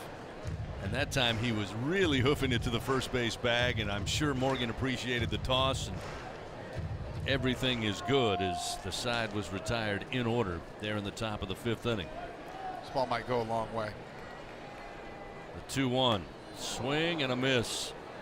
Dylan wanted to put it a long way, but he comes up empty. It's 2 balls, 2 strikes. Get you some of those scores. 8-0 right now. Vanderbilt leads Kentucky and Lexington. The Commodores have a no-hitter going. They're in the bottom of the 8th. 2-2 to Cruz. Ground ball towards short, coming to his left. Day able to glove it. Gets set, throws to first. Great job by Montgomery to get that one. The throw slightly in front of the bag. They get a very speedy Dylan Cruz for out number 1. Yeah, we watched Day move to his left multiple times over the last couple games, and he has done that really well. Tennessee leads Florida 8-2. No one can stop the Big Orange train. They are in the top of the 9th inning in Gainesville.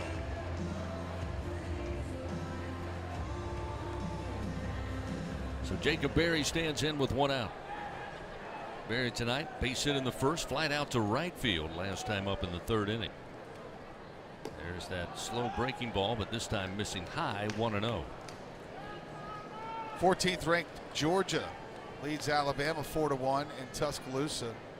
They are in the top of the 8th inning there. The 1-0 delivery, missing upstairs again. Newbeck makes it 2-0, the count to Berry. Auburn defending the home turf so far 4-3. They hold the lead against South Carolina. They're in the top of the 8th inning. 2-0 delivery, misses in on the hands. Now 3 balls, no strikes to Berry. And how about this, the battle of the basement in the Western Division. I love saying that with Mississippi State and Ole Miss down there at the bottom right now. I can't lie. Doesn't hurt my feelings too much to see those two down there struggling. 3-0 again inside. 4 straight balls offered up by Newbeck, and after getting the first out of the inning, he'll send Barry down to first on a base on balls. As the second offered up by the Mizzou starter. But you remember last night, Ole Miss won the game 4-2. They hit the 3-run home run in the bottom of the first. Tonight, the Rebels lead it 4-1. They're in the top of the 5th. But instead of a 3-run home run tonight in the first inning, the Rebels go back to back to back to lead off the game against Mississippi State. Boy, I bet they wasted some beverages out there in right center field. No doubt. Through the first 3 hitters of the game. Cade Doty will stand in now for the Tigers with 1 out, 1 man on. That one ruled a strike. Almost cleat high, but ruled a strike on the outside corner, makes it 0-1. The only other game tonight, number 4 ranked Arkansas is on the road at College Station. No score yet there. They're in the bottom of the 3rd inning in that matchup. The 0-1 to Doty. He'll load the bat, stay away. This pitch again low. 1 ball, 1 strike. Yeah, I'm not really a big fan of Ole Miss or Mississippi State, but I would have liked to have been there tonight when they hit back-to-back-to-back homers against the Bulldogs. I'm sure they were classy and didn't really cause too much of a ruckus. No. 1 ball, 1 strike to Barry. Newbeck checks the runner, and now the 1-1. There's a strike off speed on the inside corner. 1 ball, 2 strikes. You're for sure there was a lot of wasted beverages out there at Ole Miss with back-to-back-to-back jacks. Frat boys are going to be parched by about the 8th inning. Here's the 1-2. This one foul down the 3rd base line. Another Rotolo's foul ball. Again with Doty, the right-handed hitter. Missouri instituting the defensive shift. DeSatis left of second base. Josh Day deep in the hole at short. And Luke Mann near the 3rd base line. Wouldn't call it hugging, but he's near it. Newbeck comes set. Checks the runner. The 1-2. Going to hit him. Catches Doty in the arm and maybe the back shoulder as he turned away from it, but nonetheless puts runners first and second, and the tally continues for LSU in the hit by pitch category. At 79, I think. Let me see. Yep, 79. Time is going to be called as Trey Morris going to slowly walk out to the mound, visit with Newbeck, keeping an eye on that 3rd base dugout. Again, nobody is throwing as of yet. Yeah, it would take at least 5 minutes to get somebody in there. No one seems real interested. 75 pitches, only with 1 out in the 5th inning. That's not really efficient, so to speak. A couple more now wandering down to that left field bullpen. But I mean, this is kind of the time, right? 75 pitches, it's a 2-2 game, 1st and 2nd, 1 out. And it's just, I feel it's not a big concern right now. Well, Trey Morgan might make it a little more of a concern as he stands in. 1 out. Runners 1st and 2nd. Morgan swung at the first pitch. Couple of flyouts. That one too high up in the zone. Fastball misses ball 1. Fly out to center in the 1st. Jumped on an early pitch and flied out to left field to Trevor Austin in the 3rd.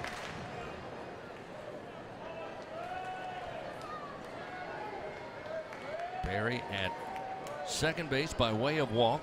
Doty hit by a pitch is at first. The 1-0 to Morgan. There's a strike, make it 1-1.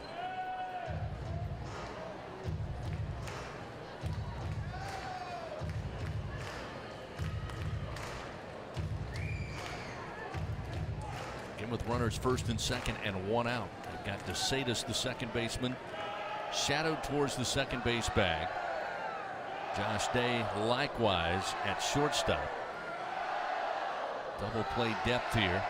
Montgomery not holding the runner on at first. The 1-1 to Morgan. Ground ball could be 2.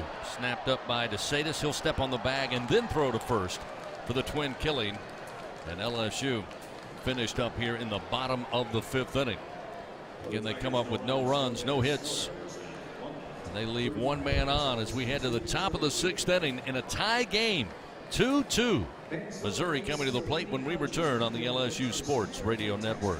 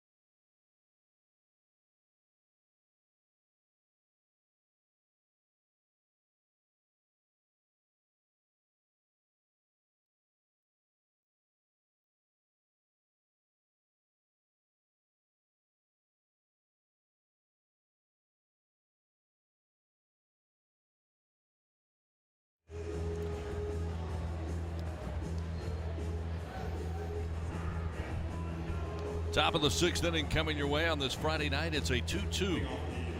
Missouri and LSU score. Mizzou coming to the plate. Jacob Hasty remains out there. So far, 2 1/3. He has been excellent tonight in relief of Blake Money. We got the start for LSU. Trevor Austin, left fielder, a right-hander, leads it off. First pitch slapped and a bouncer foul, third base side. Make it 0-1. Closing in on 30 pitches now for Jacob Hasty, which is kind of the magic number for the bullpen. If there's a thought you could use a reliever in either the next game or, in this case, the final game coming up tomorrow. Again, they're 2 warming down in the bullpen for LSU as Hasty now will get ready to throw. His 29th pitch, and it's way outside. 1 ball, 1 strike. For me, I don't know that Hasty's going to be back tomorrow no matter what happens, and I'm riding this pony all the way home if I can. I mean, he's going to have to give up a base runner or 2 for me to consider taking him out of the game with as well as he's thrown so far. The 1-1. Did he go around? They'll say he did not. Boy, oh boy, it looked like Austin was falling out of the batter's box. Jay Johnson comes off the top step and looks down to David Brown, our first base umpire, and seemed to question that just a bit. It was close. It was close. But there you see the impact of that slider to a righty. Had him all tied up. 2-1 the count. Hasty fires, misses high. Fastball not there. It's 3-1 now to Austin. Lined out to Jacob Berry at third base. That had a base hit, was left stranded in the 3rd inning. Yeah, this is a key inning with 2, 3, and 4 coming up.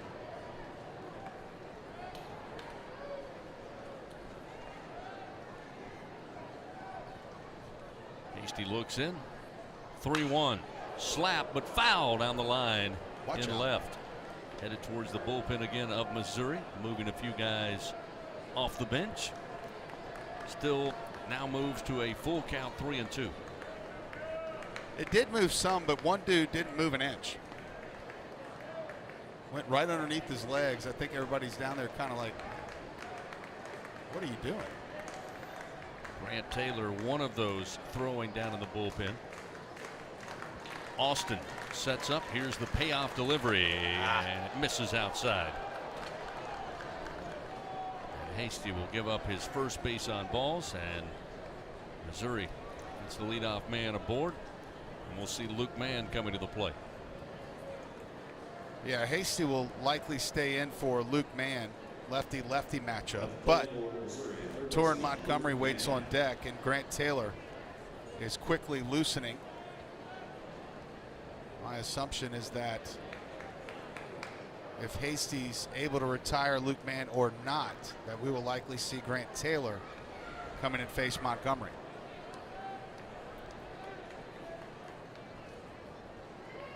Austin with a lead off of first. Hasty, the left-hander, looks over, now comes to the plate, and with a left-handed batter, he goes right back to the breaking pitch on the inside corner and gets a called strike. 0-1.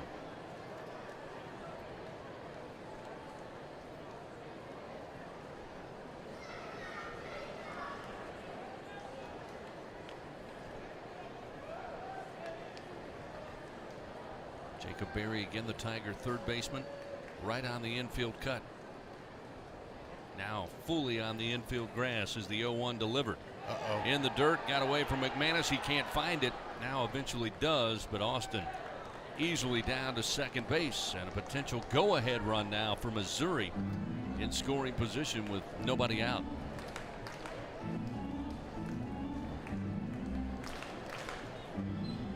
This is currently Jacob Hasty's longest career outing. As we've got the third base umpire now. I think he's just given a little bit of time to Heminen as that ball caught him. Looks like caught him right on the inside of the ankle. Home plate umpire Hank Heminen trying to walk it off here as again Morris Hodges Jr. coming in to check on the home plate umpire, and it appears to be okay.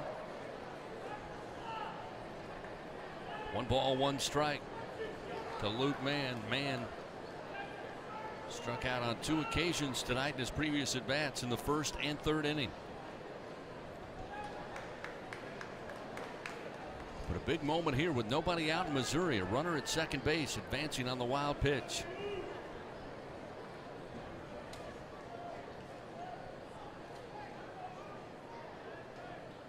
Hasty looks back to second. Now kicks and fires the 1-1. Breaking ball lifted into shallow center field. Going back, Thompson, the shortstop. And shallow center has it for out number 1. That one off the bat looked like trouble, but Thompson able to get to it. Yeah, that's a big out. Got all up in that kitchen right there. And now we'll see Torrin Montgomery, the big hitter, as Coach Johnson now moving around in that LSU dugout, and it looks like he's on his way out. So he will come out here, and again it looks like Grant Taylor would be the next to come out. He's been ready for a while. Yeah, and this is 2 1/3 for Jacob Hasty. This would be his longest career outing, and he deserves a nice round of applause if indeed he does come out of the game. But Jay Johnson has not made the call yet down in the bullpen. And it's really not about time for Grant Taylor. He's plenty loose. In fact, he's really been throwing since Hasty entered the game. Hasty and the skipper have a conversation. Eventually Jay Johnson makes the move to the bullpen.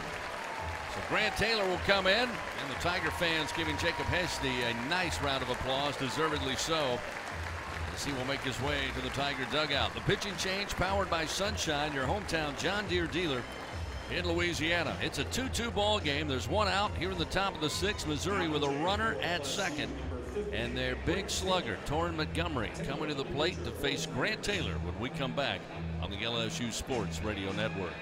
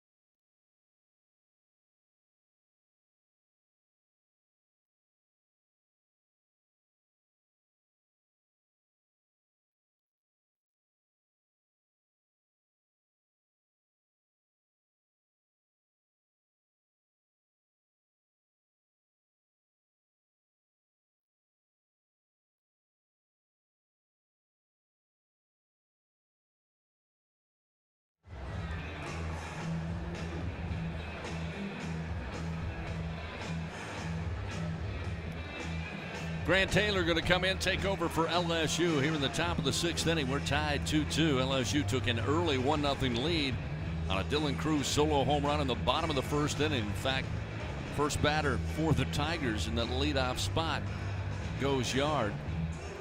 Missouri would strike for 2 runs in the top of the 3rd inning, once again to take a 2-1 lead. And then Braden Joubert went deep to left center field. His home run tied the game at 2 apiece, and that's where we are. Although Missouri threatening here in the top of the 6th. Jacob Hasty with a great relief outing, his longest outing. But now he will yield to Grant Taylor, who takes over. The right-hander will face Torrin Montgomery as we get back to action. And Trevor Austin at second base. Taylor fires, and the first delivery up high, 1-0. Big AB here for Grant Taylor, making his 11th appearance of the year. He's 4-1 on the season. Enters with a 4.56 ERA and 23 2/3 innings of work. He's allowed 23 hits, 12 earned runs. He has 29 strikeouts to go with 8 walks. The 1-0 delivery again misses high. 2 balls, no strikes. Doug, you mentioned it. Grant Taylor's kind of been the combo guy with Samuel Dutton over the last several weeks in SEC play in Game 3. So a different move here tonight against Missouri in Game 2. Going to Taylor here in the top of the 6th.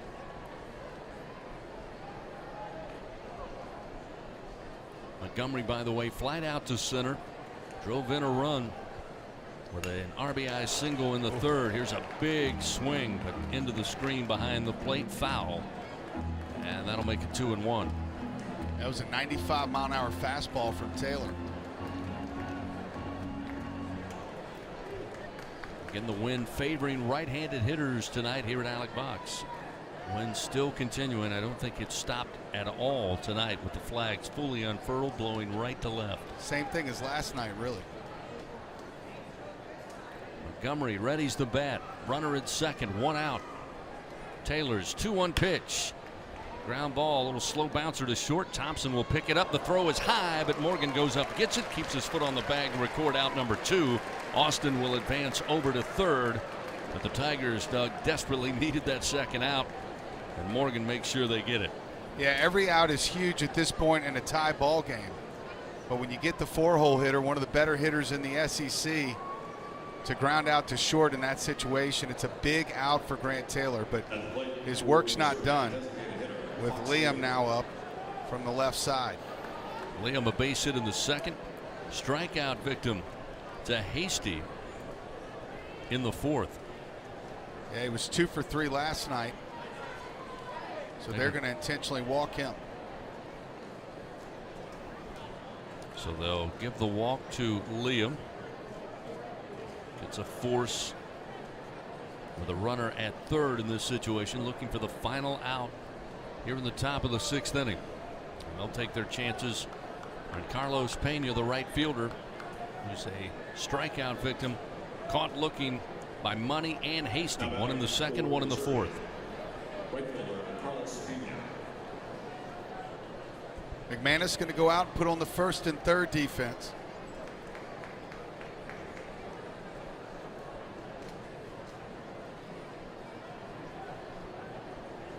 We'll see if Mizzou tries to advance the runner from 1st to 2nd. Liam will take a lead off first. Austin again at 3rd base. Taylor looks in, the pitch to Pena. Fastball missed off the outside corner. 96, but just off the plate, 1-0. Liam, not much of a base stealing threat. Only 2 of 2 on the season.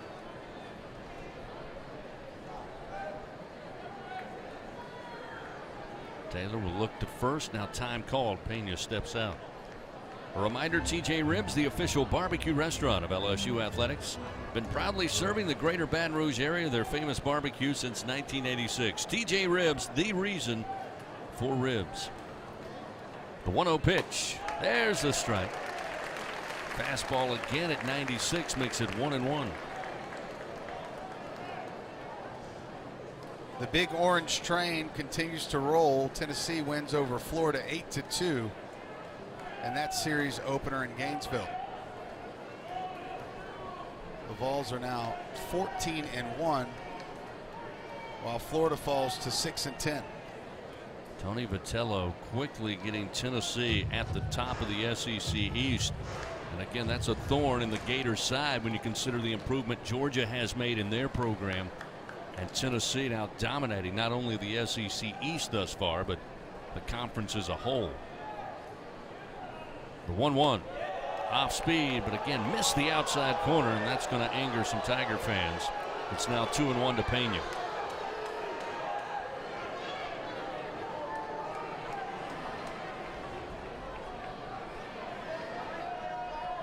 Taylor, the right-handed thrower. Pena, the left-handed hitter. Runners first and third for Mizzou in a tie game. 2 outs, top of the 6th. Now time called. Pena will step out again.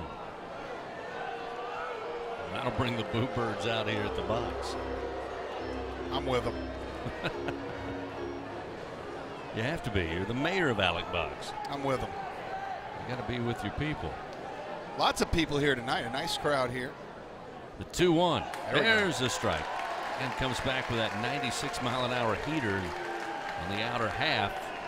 Down around the knees. Nothing Pena can do. And it's an even count now. 2-2. And it's going to get a little loud here at the box.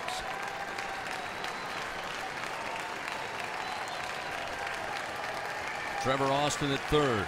Fox Liam at first. 2 outs in a tie game. 2-2 with a 2-2 count. The pitch from Taylor. Swing and a miss. Got him. Out number 3. And Missouri misses an opportunity. The Tigers dodge a bullet.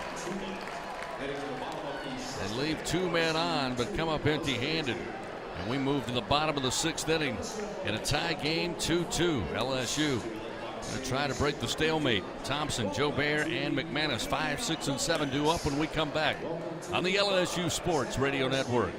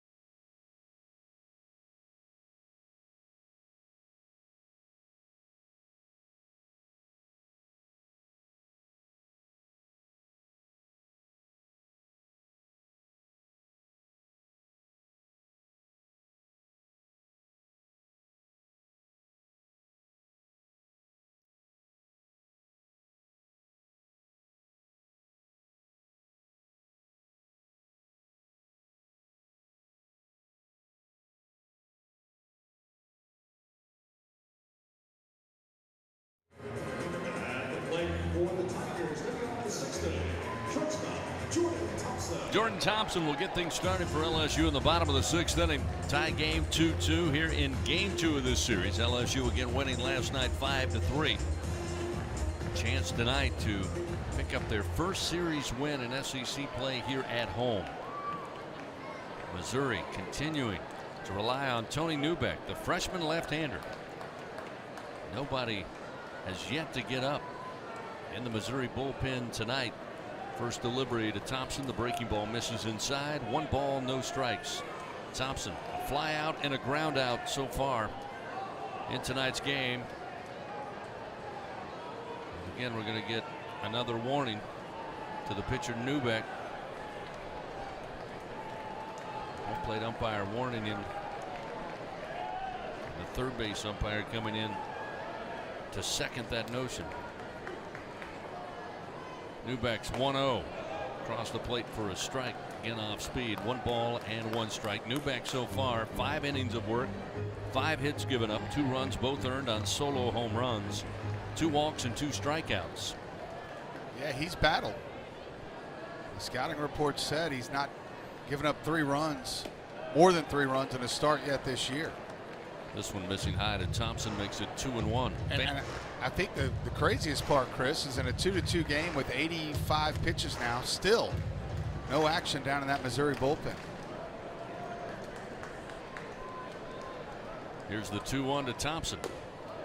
Couldn't decide. They'll appeal to first, say he stayed away. It missed outside. 3-1. Thompson may have an opportunity here. Again, Newbeck desperately trying to keep the leadoff man aboard in a tie game. 3-1. Hammered but foul. A bouncer down the third base line makes it 3 balls, 1 strike. H&E Equipment Services fans, the official construction equipment partner of LSU Athletics. For all of your rental needs, call 877-700-RENT or visit herentals.com today. Tigers shortstop will dig back in. Payoff pitch on the way. Popped up into the air. Shallow left field. Shortstop calling for it, and on the grass he will have it. Josh Day records out number 1. And now we see a couple of Missouri pitchers at least up on the bump down in the bullpen. Nobody throwing as of yet, but they've got 2 catchers, so it looks like they'll have 2 options once they're ready to go. And before that happens, of course, we'll see Braden Jobert come to the plate. He'll face Newbeck again.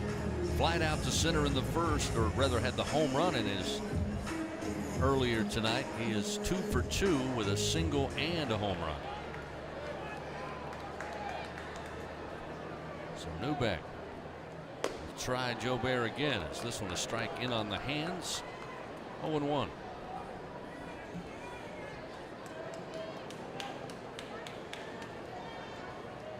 Some action. Starting to toss a little bit now. They must have our broadcast in the dugout. Hey, the radio guy thinks we should warm somebody up now. There's another fastball to Jobert. Back-to-back heaters, and it's 0-2.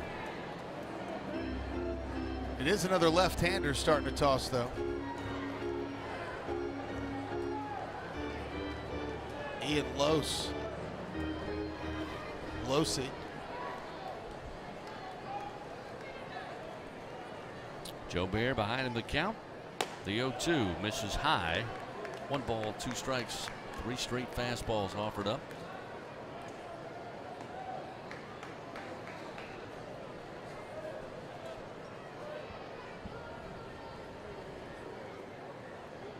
Newbeck looks in. Here's the 1-2. Off speed. Jobert lifts it to shallow left center. Wilmsmeyer coming over, and again the wind playing havoc on its way down, but he's underneath it. Makes the grab for out number 2. And we'll see Tyler McManus come up, try to get something going for LSU here in the bottom of the 6th inning. Missouri 2 runs on 4 hits. LSU 2 runs on 5 hits and 1 error. Yeah, I mean, LSU's had at least a base runner in every inning. But like you said, Chris, the only real damage has been the 2 solo home runs. Have to give some credit where credit's due to Newbeck. First delivery to McManus comes in high for ball 1. Yeah, we've said on multiple occasions here tonight that LSU's going to get contact off of him, and again 2 of them out of the ballpark, but he and his defense have played well. There's the 1-0. Sails away. 2-0 the count to McManus.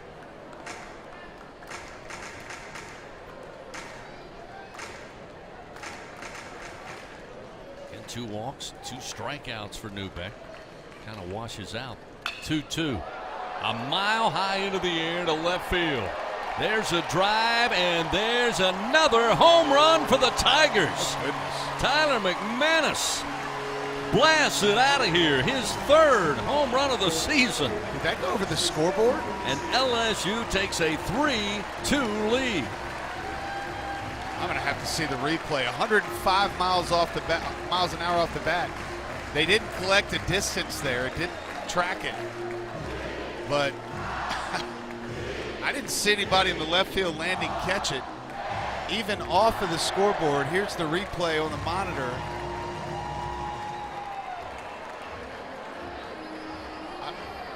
I can't tell.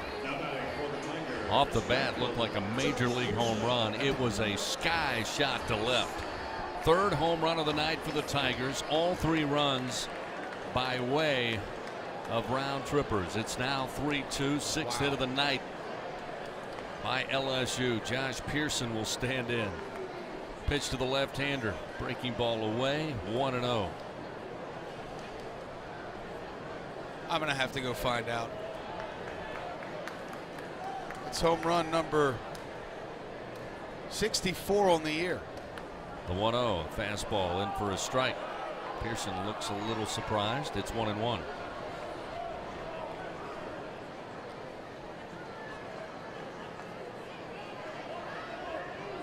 Pearson picked up a single his last at bat in the 4th. The 1-1. Missing low from Newbeck. 2-1. Did you ever catch it coming down? No. Again, it went so high that the overhang blocked the baseball on its way up off the bat of McManus. And after that, I never saw whether it hit the scoreboard or landed in the seats. Pearson turns on one but fouls it down the first base line. Evens the count 2-2. I mean, that's the kind when you're at a major league ballpark and you're sitting up in the nosebleeds behind home plate. You don't expect to get the ball there? And the ball literally is eye level with you on its way out of here. It's destroyed. The 2-2 off speed. Boy, Newbeck thought he had him, but they'll say comes in high, fills the count now to Pearson.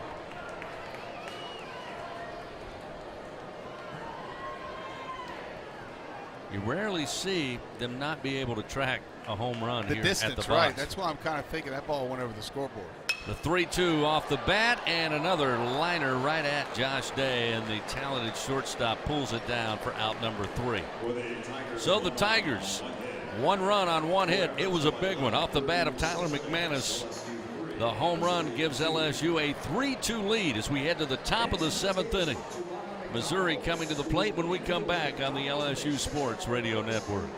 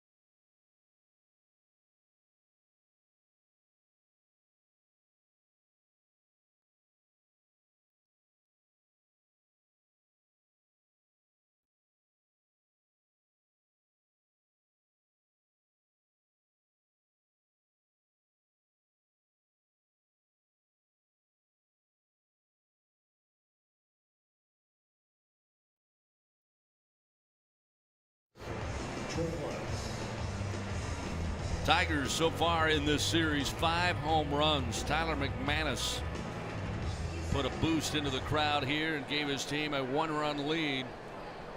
A solo shot in the bottom of the 6th inning, 3rd home run of this game. It's 3-2 LSU. We hit the top of the 7th inning. Trey Morris to lead it off, and again Grant Taylor, 3rd pitcher of the night, on the mound for the Tigers, delivers a first pitch called strike, and it's 0-1. So apparently everybody trying to determine how far that ball went up here in the press box. Buzzing. course, TrackMan didn't pick it up, and it did not go over the scoreboard. This one muscled into the air to center field, but coming in, Cruz will have it off the bat of Morris for out number 1. Apparently, it cleared the left field landing and hit right off the bottom of the scoreboard, which is still, I mean, a massive home run. You know, as high as that ball was hit by McManus, it doesn't surprise me and wouldn't shock me if on its way down went right between the two. I think that's what happened. Because of the trajectory of that destroyed baseball. Nander DeSatis, the second baseman, a left-hander, back to the plate, and Taylor comes with a fastball for a strike to make it 0-1. DeSatis tonight, a ground out and a strikeout.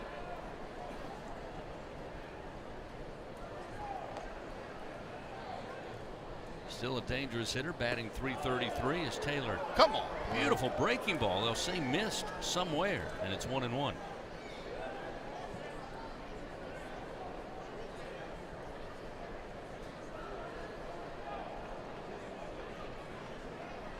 One from Taylor. Outside, gets out of the mitt of McManus, and that'll make it 2 balls, 1 strike. Remember, fans, when the Tigers win, you win.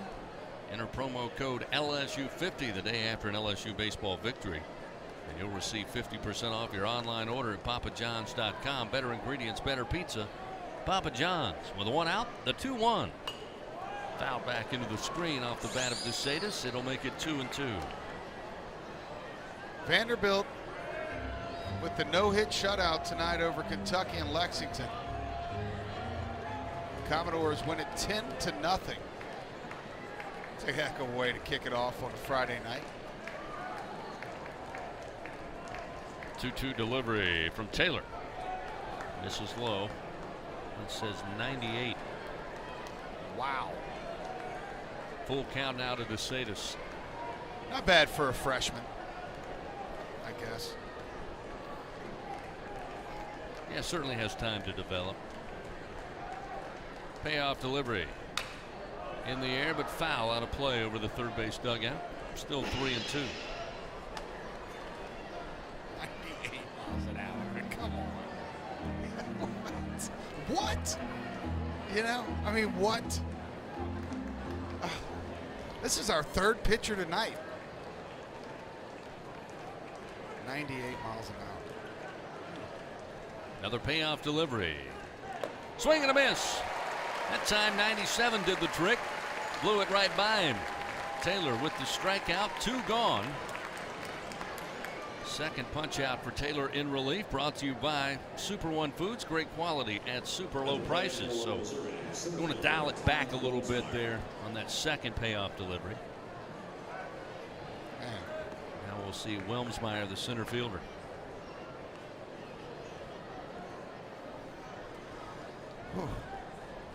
First delivery from Taylor. Strike on the inside corner. Dude, he is just living 96 to 98 miles an hour. I mean, just living there at the knees. 0-1 the count to Wilmsmeyer.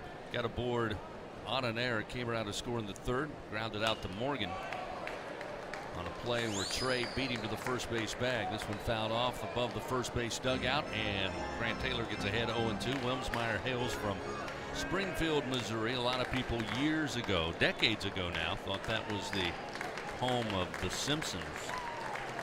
Come to find out, most people feel like Springfield is a mythical place. It does not have a geographical location. This one sent back into the screen off the bat of Wilmsmeyer, and it's still 0-2. Everybody guesses because a lot of states have a Springfield. They think, oh, I bet it was Springfield, Tennessee or Springfield, Missouri. Missouri, I think, was the leader in the clubhouse, but whether or not that's true, Simpsons creator said no. Here's the 0-2.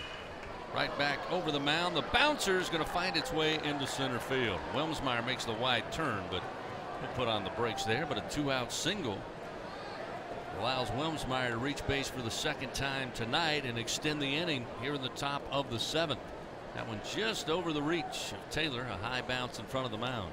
Yeah, it was a good pitch. Mid-90s fastball down at the knees. Some of them are going to find their way through. Well, Chris, you just enlightened me on The Simpsons. There's got to be at least, I don't know, 50 Springfield USAs. At minimum. Don't worry, I bet Twitter will tell us. Just give it some time. Josh Day atop the order, back to the plate here. Again, LSU leading by just a run, 3-2. Taylor jams this fastball in on the hands. He pops it up foul back behind us. It's 0-1. LSU, by the way, DiGiacomo at the bottom of the order. Cruz and Berry due up after we stretch it out here at the box. Tigers 3 runs, 6 hits, 1 error. Mizzou 2 runs on 5 hits, including the one moment ago by Wilmsmeyer. He's at first base. He may be looking to run. Nope. And the swing and the miss by Day gets him behind in the count. 0-2 as Taylor again. 94 mile an hour.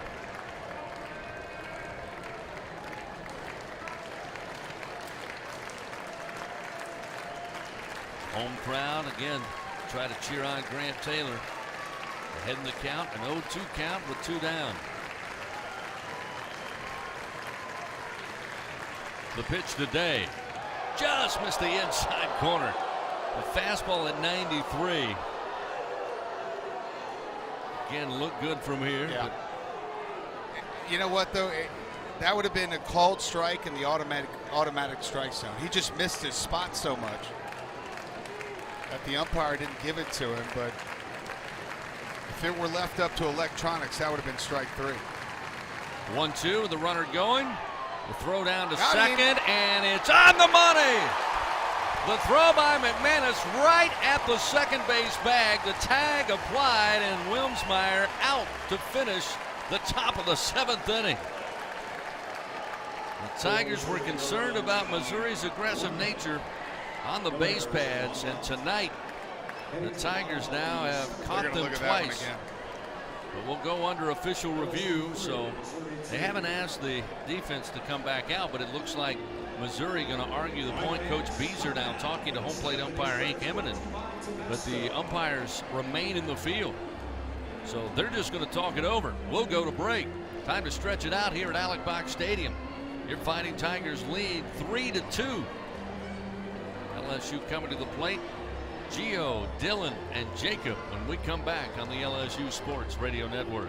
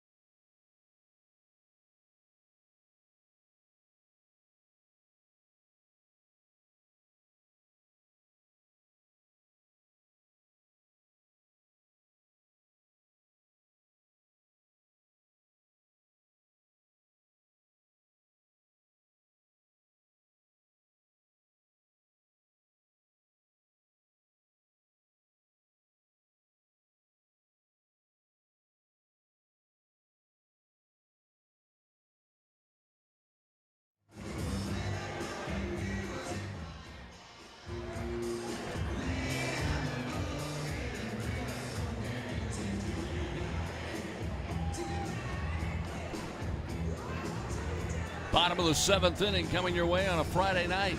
LSU leading Missouri 3-2 as the Tigers come to the plate once again. Giovanni DiGiacomo will lead it off. Gio 0 for 2 on the night. He'll be followed by Dylan Cruz and Jacob Berry.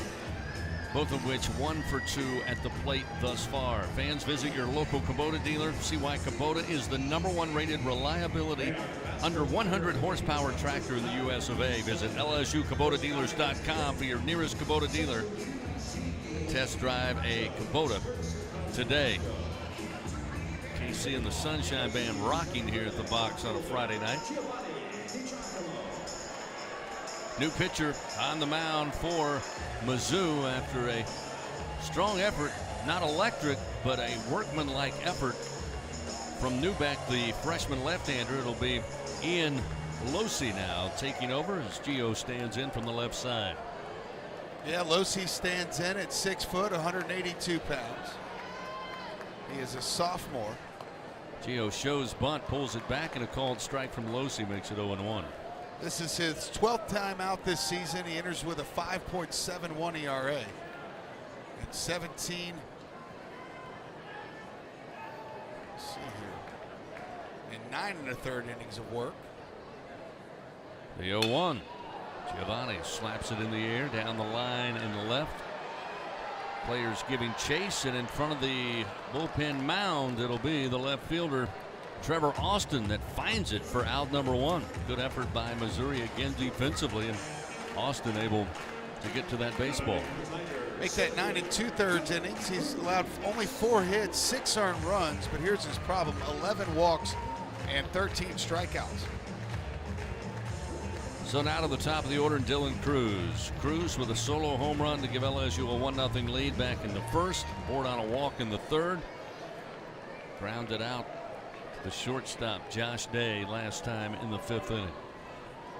He'll face Losey for the first time tonight, and the left-hander fires, and the delivery is low off speed. 1-0.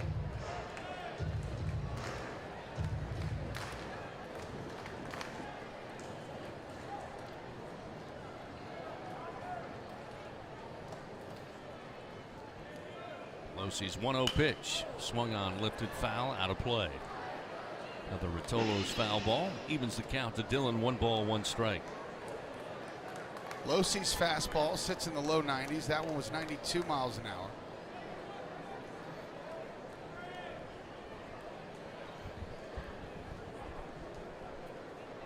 The 1-1.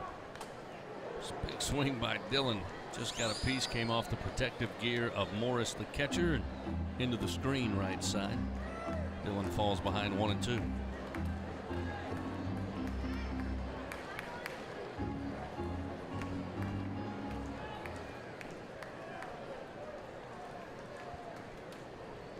Losey looks in. He will wind in the 1-2 pitch. Missed high with a fastball at 94. Evens it up, 2 balls, 2 strikes.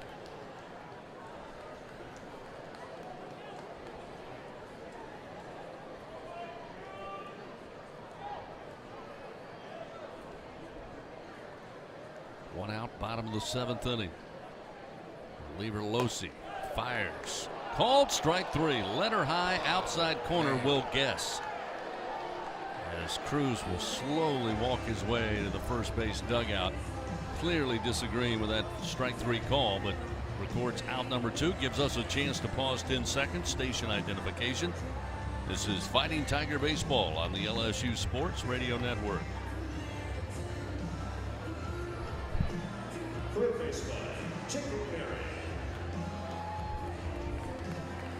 Back inside the Caesar Sportsbook broadcast booth, high above Skip Bertman Field, Alec Box Stadium on a Friday night. LSU leading 3-2, along with our producer Alondra Villarreal.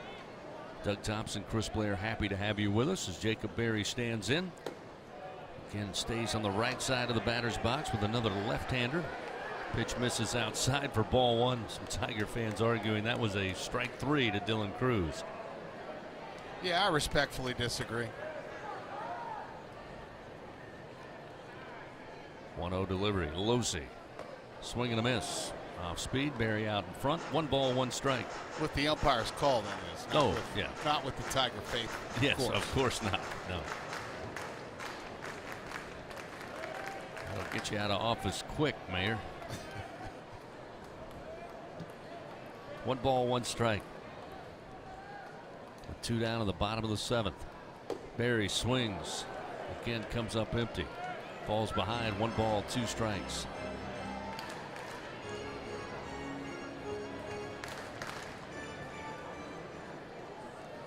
Newbeck, 6 innings of work, 6 hits, 3 runs, all 3 earned, 2 walks, 2 strikeouts in the start tonight for Mizzou. As the 1-2 rides in high to make it 2 balls, 2 strikes. But again, not numbers, Doug, that will knock you over, but very workmanlike.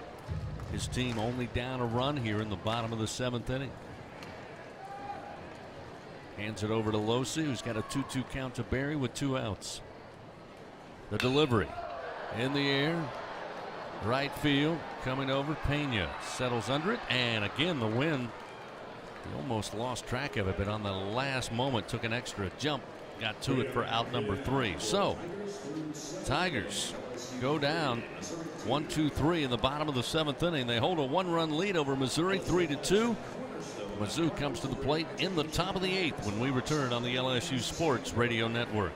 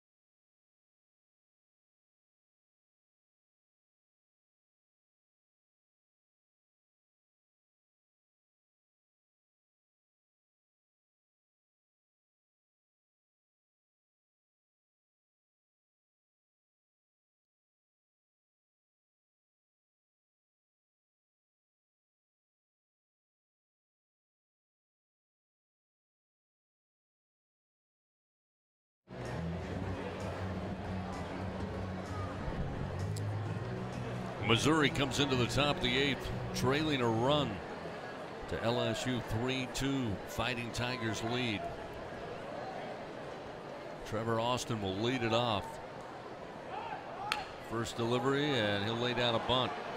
Taylor will pick it up in front of the mound and easily throw to first for out number 1. The bunt came hot off the bat, nearly rolled to Taylor. He only had to take a couple of steps off and easily fielded. Yeah, that bunt for a base hit has to go down the third base line or the first base line, preferably the third base line. I mean, it's got to either be foul or right on the chalk, right back to the pitcher. I mean, that's just to get me out. 1 pitch, 1 out. I know Grant Taylor will take it. That'll bring up Luke Mann. Third baseman for Missouri tonight, sitting in the 3 spot, is 0 for 3.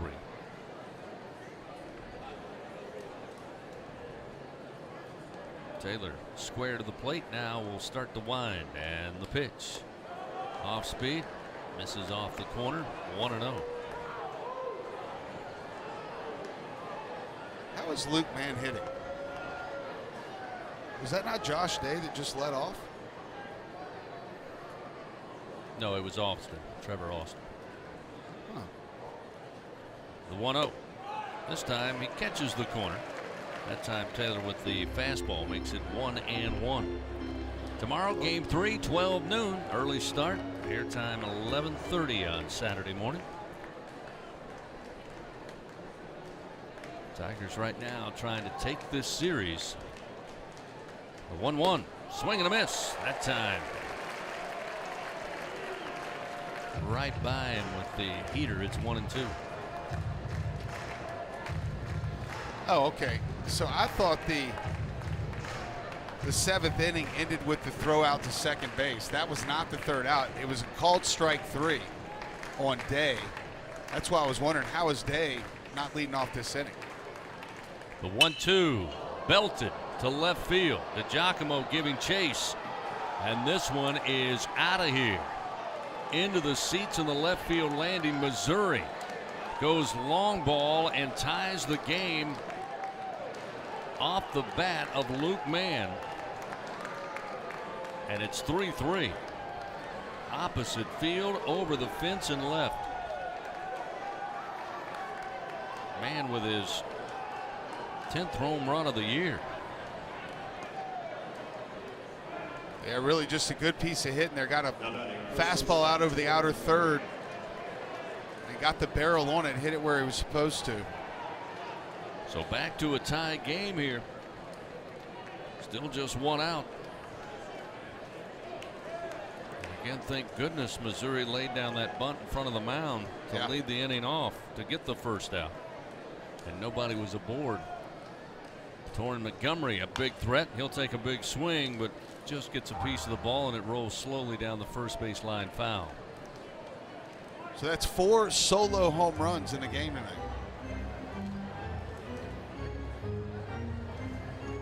Paul Gervais and Riley Cooper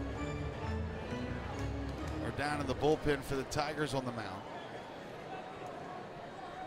Montgomery, by the way, 1 for 3 tonight. A single with an RBI in the 3rd inning. The 0-1. Trying the inside corner, but missing is Taylor with a fastball, 1-1. This is the key inning with 2, 3, 4 coming up. They've already done a little damage, but you got to get back in the dugout with at least a tie score. Here's the 1-1 from Taylor. Swing and a miss. 95 on the gun. And Montgomery whipping. It's 1-2.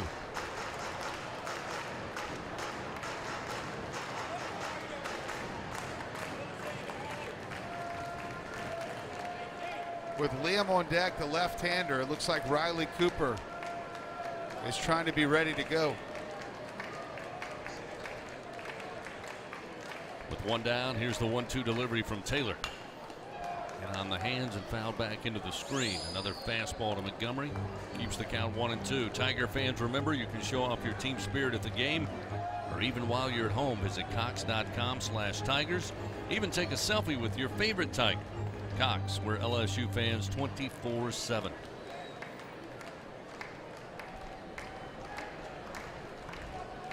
Got to execute this pitch. Montgomery back in there from the right side. With 1 away. The 1-2 from Taylor. Breaking pitch. Called strike 3. No offer from Montgomery. Fooled. Taylor executes the breaking ball and records his 4th strikeout of the night. 2 gone. I think it's safe to say that Montgomery was looking for the fastball there. That was a curveball right down the middle. Fox Liam now will stand in with 2 down.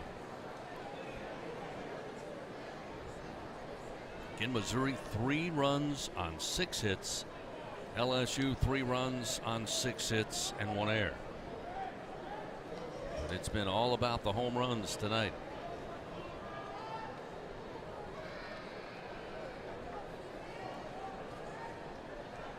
Taylor looks in. Liam, the left-handed hitter.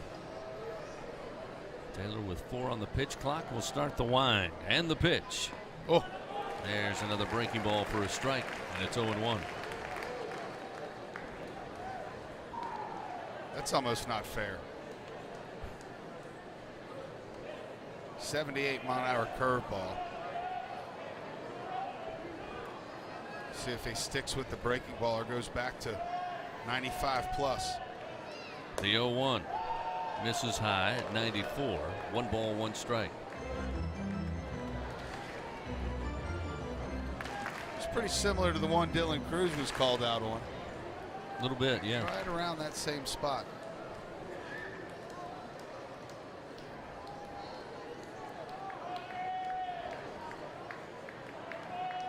Setting up outside, McManus. Here's the 1-1.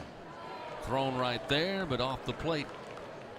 Liam stays away, and it's 2-1. 11 strikeouts tonight for Tiger pitchers, compared to only 2 walks.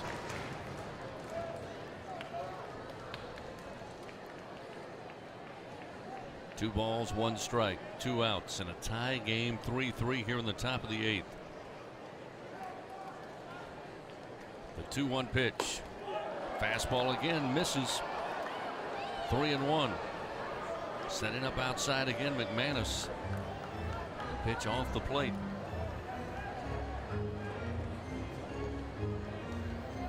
Liam, the DH, 1 for 2 tonight. A single in the second, strikeout victim to Hasty in the 4th, and a walk last time in the 6th inning. The 3-1. Misses, ball 4. So a 2-out walk gets a runner aboard for Mizzou. And we'll bring Carlos Pena, who's 0 for 3 tonight, to the plate. Again, as Doug told you, Gervais and Cooper up and throwing in the bullpen for LSU, and that's going to bring Coach Jay Johnson out of the dugout now. Yeah, I'd imagine he's going to go to Riley Cooper. Pena 0 for 3 with 3 strikeouts tonight. Of course, he has faced one lefty with Hasty, who got him once. Coach Johnson talking it over with Grant Taylor. Now Hank Himonen, our home plate umpire, going to try to hurry things up, force a decision. Actually, Pena is the batter that Taylor faced in the first at bat. Struck him out to end the top of the 6th inning. And they're going to stick with Grant Taylor. So Jay Johnson just talking it over. Now we'll head back to the dugout. Again, as Doug pointed out, last time these two battled it out, Taylor with the advantage and the strikeout against Pena. And now it looks like Riley Cooper is going to have a seat, and Paul Gervais is going to get cooking. 41st pitch for Taylor coming up here.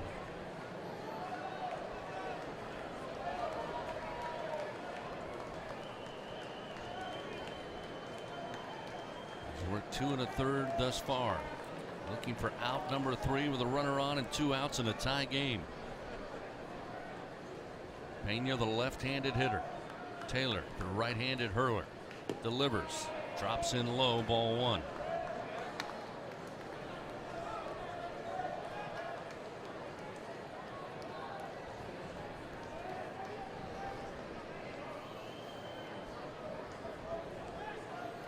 Gervais last night, nothing short of electric. An inning and a third with 2 punch-outs. 1-0 from Taylor. Again misses outside to the left-hander. Now it's 2-0.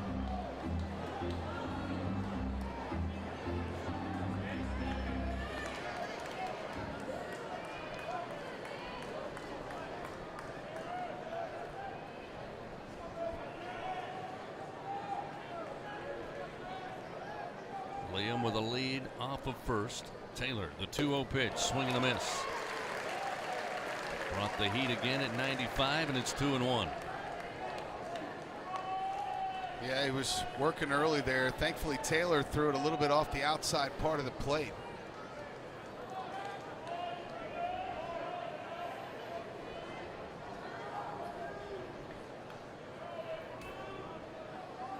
From the belt, Taylor's 2-1 delivery. Missed outside, 3-1.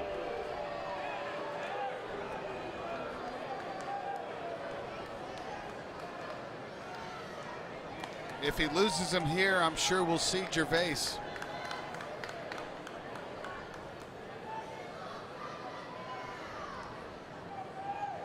Runner at first, 2 down. Tied 3-3 in the top of the 8th. The 3-1 pitch. Missed low for ball 4. Pena earns the walk.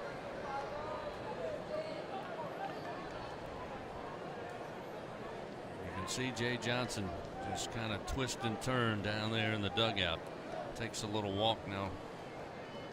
Comes back, going to drive, I believe. He's coming. Yep.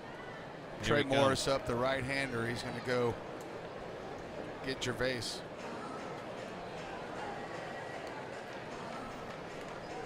So they'll expect to make the call, and Gervais will take one final warm-up toss, and now he's on his way to the mound. So with 2 outs here in the top of the 8th, the tie game 3-3. Missouri with runners first and second. Trey Morris, the catcher, at the plate to face Gervais when we come back on the LSU Sports Radio Network.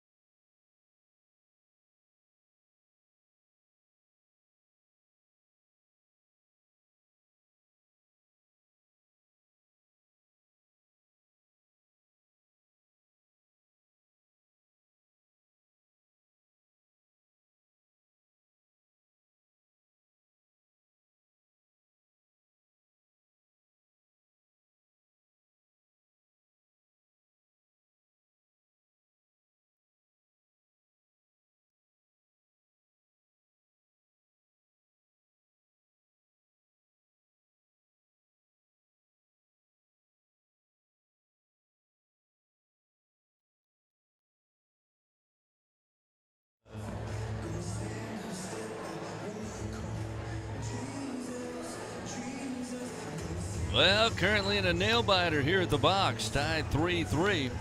Missouri with a little threat here. They've already plated 1 run on a Luke Mann solo home run to left to tie the game 3-3, and now runners first and second. LSU will call upon Paul Gervais, pitching for the 2nd straight night. He was fantastic last night, coming in here trying to put out this smoldering flame and get the Tigers back in the dugout. Big Paul Gervais making his 18th appearance of the year. That'll have him tied for the team lead. Enters with a 2.82 ERA. He's 1-1 on the year with 3 saves and 22 1/3 innings of work. He's only allowed 10 hits and 7 earned runs. He has 36 strikeouts compared to 7 walks. Gervais looking to come in and put the fire out here, get the Tigers back in the dugout. Runners take their lead first and second. First pitch to Morris. Misses outside. Fastball at 92 from Gervais. Luke Mann with that home run to left field. Liam then earned a walk. Pena followed him with a walk. That's where we are with runners first and second. Gervais, 1-0 pitch. That's a strike. Fastball makes it 1-1.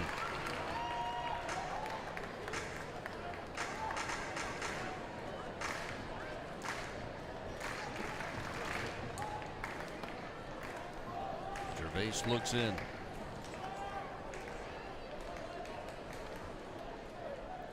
Looks back to second. Now the 1-1.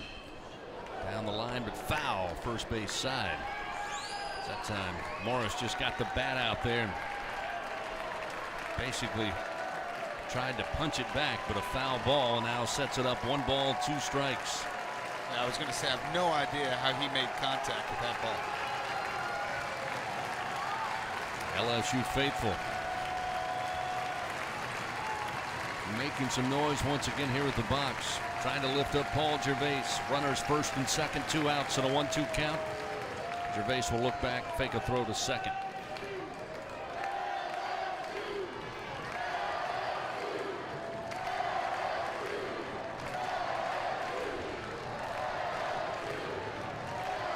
Gervais, the 1-2.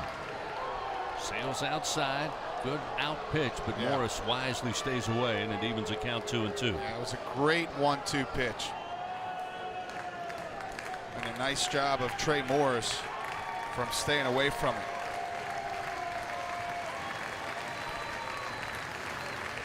Gervais will try it again. The righty on righty. The 2-2. Lifted in the air, down the line, foul territory, right side. Morgan coming over, and did he make the grab? He did! Wow. Over the sidewall into the seats. Trey Morgan plucks it out of there for out number 3. Hey now. What a play to end it and keep it a tie game. Missouri, 1 run on 1 hit. They tie it up 3-3, but the Tigers take Old Mo into the dugout thanks to first baseman Trey Morgan. Wow. Right before he hit the sidewall, he's able to grab the baseball for out number 3, and again makes it look so easy. Tigers coming to the plate. Doty, Morgan, and Thompson, heart of the order, 3, 4, and 5 when we come back on the LSU Sports Radio Network.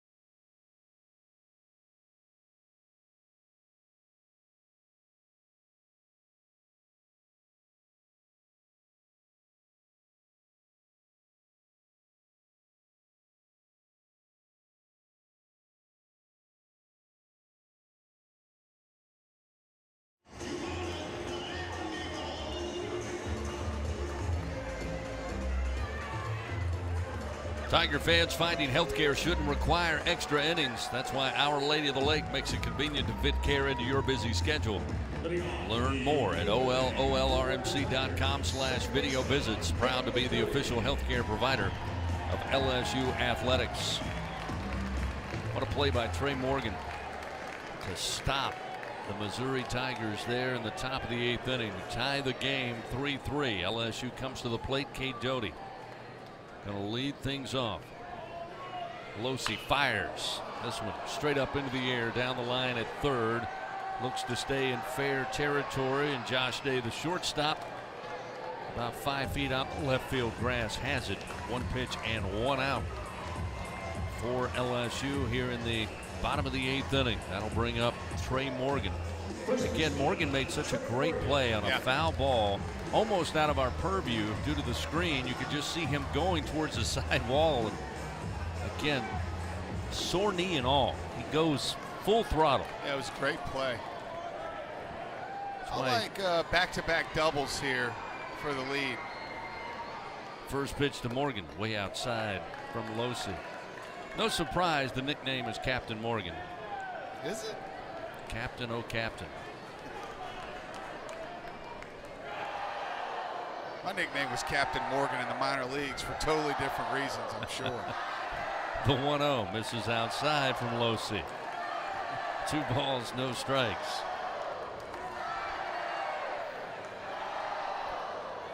Morgan ready to go, left side of the plate. Losi, the left-hander, begins to wind. 2-0 pitch, fouled back, tried to get us. Thankfully the screen is there. It's 2-1 on a Rotolo's foul ball. Fans, you wouldn't believe how much life you can fit into the 2022 RAV4. Visit your local Toyota dealer or Toyota.com today. One away, bottom of the 8th inning. Both teams 3 runs so far. Both teams 6 hits on the night. 2-1 from Morgan. Swings and chases this one. The breaking ball. Slider got him. It's 2-2. So I just found out that Tyler McManus' home run went 426 feet. So that's 2 tonight for LSU that have gone over 420 feet. 2-2 to Morgan. Comes back with the slider and just staying alive. Got it with the end of the bat. Keeps it 2 balls, 2 strikes. Morgan, by the way, tonight 0 for 3, due for something. Couple of flyouts. Hit into a double play last time in the 5th inning.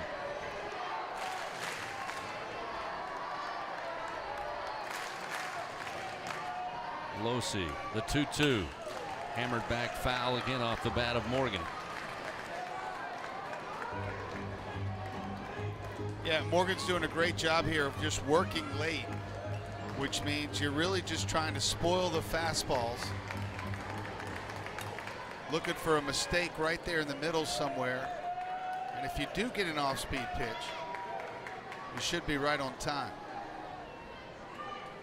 Losi again will attempt the 2-2 delivery. And he got him to chase. Again, tailed away from the left-hander. Losi with a big strikeout to record out number 2. That's his 2nd strikeout in relief tonight. Equals the starter for Missouri, Tony Newbeck, who also finished his night with 2 punch-outs. Again, when you take a look at Newbeck tonight, 6 innings of work, 6 hits given up, 3 runs, all 3 earned, solo home runs, 2 walks, 2 strikeouts. Yeah, he did what you want your starter to do. He went out there and kept your team in the game and ate up as many innings as he possibly could. I do not like the way that this game is shaping up, Chris, because we talk about Uncle Mo a lot. It's never comfortable when the other team has Uncle Mo in their dugout late in the game. That one misses high to Jordan Thompson. Thompson tonight, the Tigers shortstop, 0 for 3. Picked up a base hit last night in game 1. Fly out, a pop out, and a ground out.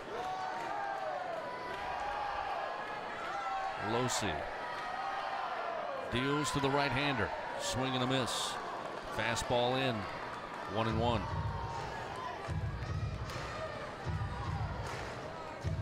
Tigers looking like they might go 1-2-3 here again in the bottom of the 8th inning with 2 strikes, or 1 strike on Jordan Thompson.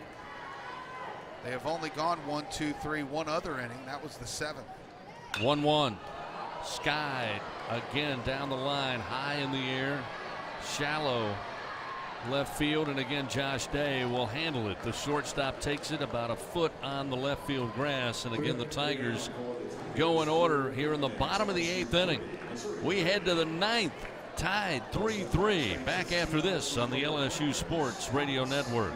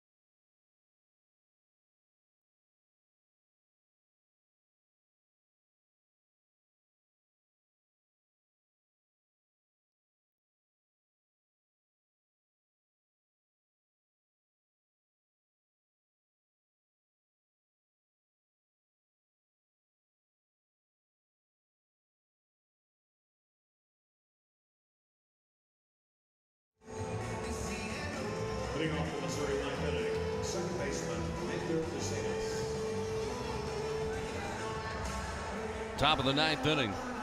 Game 2, Missouri and LSU. Tigers with a 1-game lead in this series, winning 5-3 last night.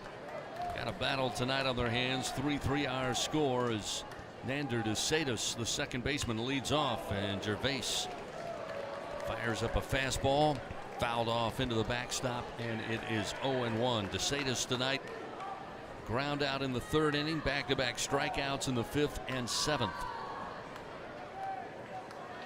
Both teams 3 runs, both teams 6 hits so far. Gervais 0-1. Off speed, misses low and inside. Ball 1.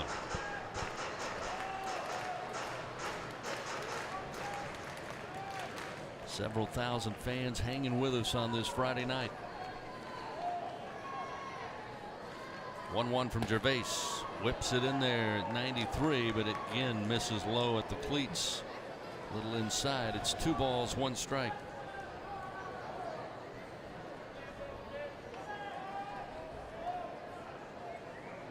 Gervais looks in. The 2-1. There's a strike. That's where he wanted it to be. Right at the knees, inside corner. Fastball. Evens the count, 2-2. Yeah, that was a big pitch. Needless to say, getting the leadoff runner out is most important in this inning. 2-2. Yeah. Swing and a miss. Held on to by McManus, and Gervais with a huge strikeout. His first in relief. 1 down here in the top of the 9th inning. Now to the bottom of the order, Wilmsmeyer, the center fielder. He's 1 for 3. Got a board on an error on Berry on a sharply hit ground ball in the 3rd. He would come around to score. 1 of 2 runs to give Mizzou a 2-1 lead in the 3rd inning. Grounded out to Morgan at first unassisted in the 5th, and had a base hit last time in the 7th. First pitch to the right-hander, blows it by. 94-mile-an-hour fastball, swing and a miss, 0-1. Little Louisiana Bayou there. Ball was in the glove before he even swung.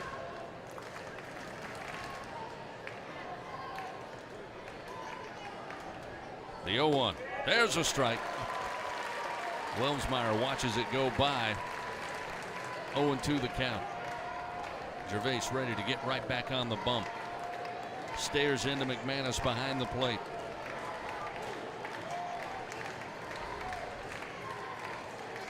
From the stretch, here's the 0-2. Foul down the line. Gets to the seats in right. Out of play. Rotolo's foul ball as Gervais dials it up to 96 miles an hour.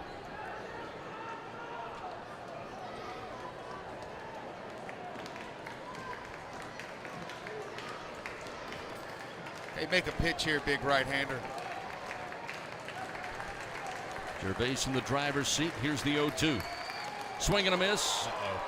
Got away from McManus all the way to the backstop, and Wilmsmeyer is going to arrive safely. Gervais brought the heat inside. The only chance Wilmsmeyer had was to hit it with the bottom of the bat. He didn't. It got away from McManus. Allows a base runner to get aboard. Yeah, that was big. I think that's going to be. I'll check it out. What do you think? That's a pass ball?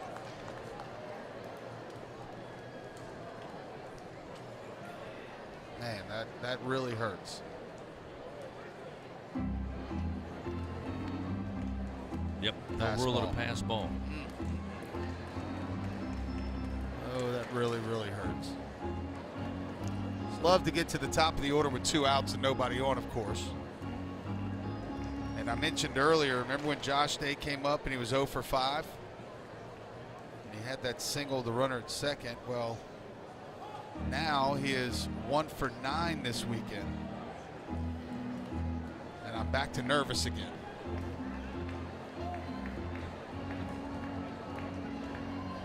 So the Tigers here will have to overcome the mistake with just 1 out, runner on. Top of the order, Josh Day.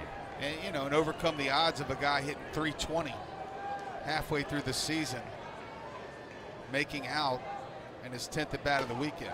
First pitch, fastball, strike, 0-1. That was also very close to a balk from Gervais.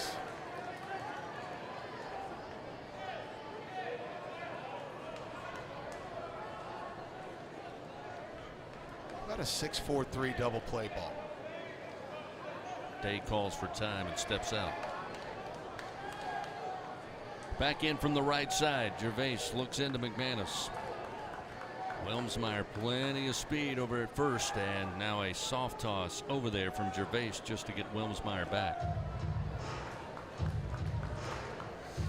I know you're a fan of that, Doug, because you like to mix up your throw attempt to first. Yeah. So you saw the soft little lob to first base. Well, it's like a changeup, right? Now the same move, quick feet with a quick throw. Be different. Here's a swing and a ground ball up the middle, base hit. Wilmsmeyer makes the turn at second. Ball got away from Cruz, but Wilmsmeyer has to stay put at the second base bag as Cruz was coming up ready to throw back into second and just lost the handle momentarily. But the base hit by Day, your reason to be worried, comes to fruition as now runners first and second, still just one out. Well, you know, and if they play the shift, right, if they play him to pull, and he's hit a couple balls that way, it's a routine double play, as that one was right back up the box. But Paul Gervais is going to have to dig deep here, Chris. A strikeout would be huge as Trevor Austin digs in. Of course, hitting in that 2 spot, one of their better hitters came into the game at 295, and Jay Johnson agrees.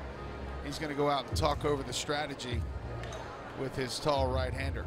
3-3 our score. Top of the ninth, Missouri.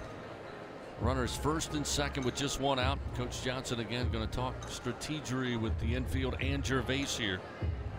With Trevor Austin coming to the plate, Luke Mann waiting in the wings on deck. Things heating up here on the field, but fans, whenever you're ready to cool it down, remember, count on Slow Melt Ice. Colder, cleaner, longer lasting since 1997.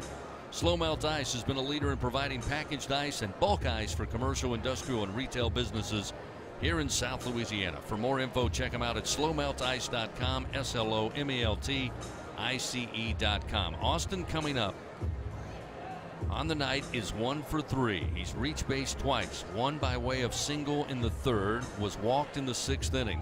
A line out to Barry in the first, and a ground out snagged at the mound last time in the 8th inning. Your guesstimation, Jay Johnson telling Paul Gervais right now in that last visit with 1 out, 2 men on. Keep it low and away. Let's try to roll a double play ball here. Or let's start him off with a slider, try to get him guessing, maybe get a strikeout. But for me, I'm trying to stay low and away. With a fastball, try to get him to roll one over. First pitch to Austin. Strike on the outside corner makes it 0-1. So Ole Miss held a 4-1 lead on Mississippi State going through the 5th inning. In the 6th, 7th, and 8th, Mississippi State scored 2, 4, and 3 runs. They lead it now 10-4 on the Rebels. The Bulldogs have pounded out 17 hits in Game 2 at Oxford. Gervais going to turn, look back the runner, and Wilmsmeyer back to second.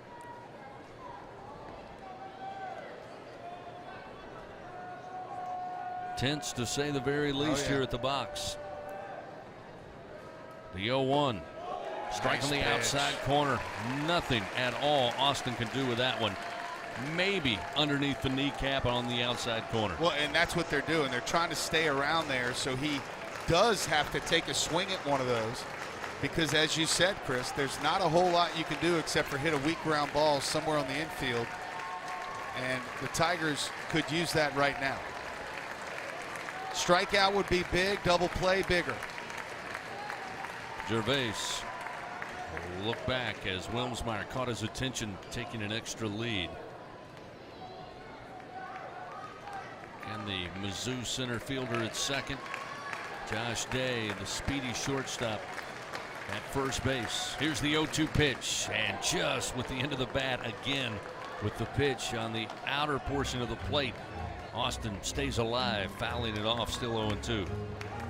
So that's 3 in a row now. What you have to be careful of is Austin getting comfortable up there and looking for that fastball away and sending it through the right side, which would be a killer. Doty is holding the runner on at second base, but he will quickly get back into position. The 0-2. just missed the outside corner. Another fastball. And Austin puts it in the hands of home plate umpire Hank Heminen and gets a chance to swing again. It's now 1-2. That's a really good 0-2 pitch.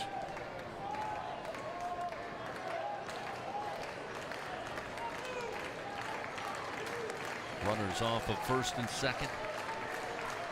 One out. The 1-2. In on the hands. Infield fly. Gervais behind the mound. The big guy's got it for out number 2. And Jordan Thompson comes over and says, I see you, big guy. How about that? Calling everybody off. I love it. Big second out. Huge. Runners stay put first and second. But now you'll face Luke Mann. Yep. And right now, Mann wearing the hero cape for Missouri. He had the solo home run in the 8th to tie it. Opposite field, over the fence in left.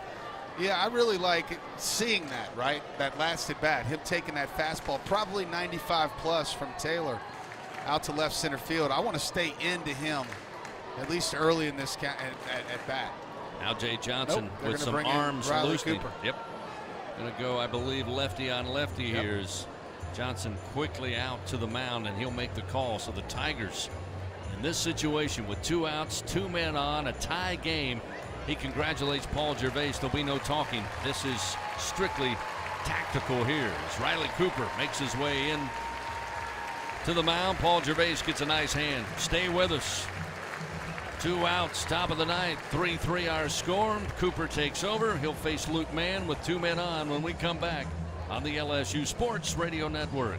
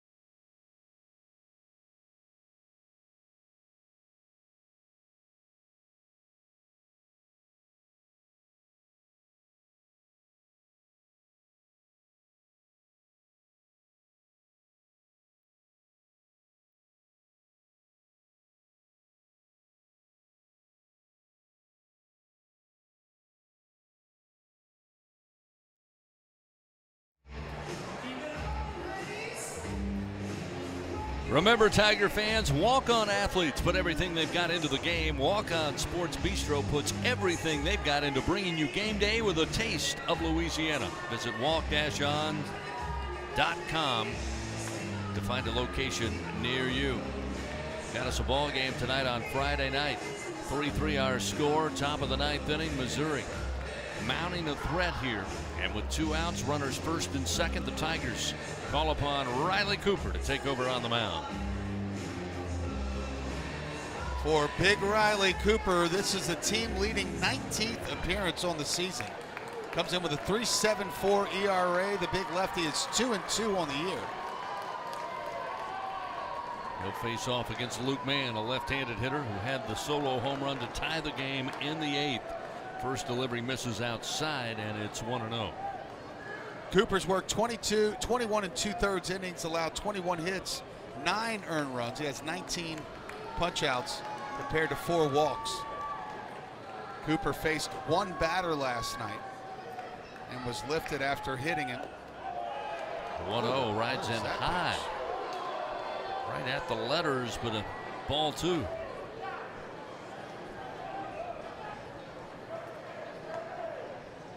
Trent Vittmeyer is tossing down in the bullpen for the Tigers. There's a right-hander on deck.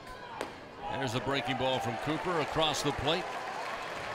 Make the count 2-1 now to Luke Mann. Mann, by the way, a couple of strikeouts to start his night in the first and third. Popped out to Jordan Thompson at short in the sixth, but delivered the solo home run, his 10th of the year, in the eighth inning to tie the game at 3-all. Runners take their lead, first and second. The 2-1 breaking ball down the line. What a play. But it is foul. Morgan diving across the foul line, snags the ball. I've never seen actually that. Gets caught up with first base umpire David Brown. What a play, but again, a foul ball, but he'll get a hand just for the effort. Chris, I thought that ball was fair all day. It looked like to me that it bounced right behind the bag at first base. First of all, what an amazing play there by Trey Morgan. Remember, that guy's got a knee brace on, and he moved really quick down the line to get it. But I've never seen a player dive into the umpire like that. Again, Biggest pitch of the game here. and Morgan again playing near the line behind the first base bag with a left-handed hitter. Luke Mann at the plate. 2 outs, 2 men on. The 2-2 breaking ball hung up inside. It's fouled out of play right side as everybody takes a giant inhale and exhale. Yeah, he hung that one. And thankfully, Mann was way out in front and fouled it out into the parking lot. But Cooper's going to have to throw a better breaking pitch than that. Wilmsmeyer at second. Josh Day at first. 2 outs. Here's the 2-2 pitch. Called strike 3! Right across the plate, belt high. And Mann going to argue with Hank Himonen, the home plate umpire. Still yelling at the home plate umpire. And Riley Cooper gets everybody fired up with the punch out to keep it a 3-3 ball game and give the Tigers a chance in the bottom of the ninth. Coming up, LSU has Braden Jobert, Tyler McManus, and Josh Pearson. 6, 7, and 8. Back after this on the LSU Sports Radio Network.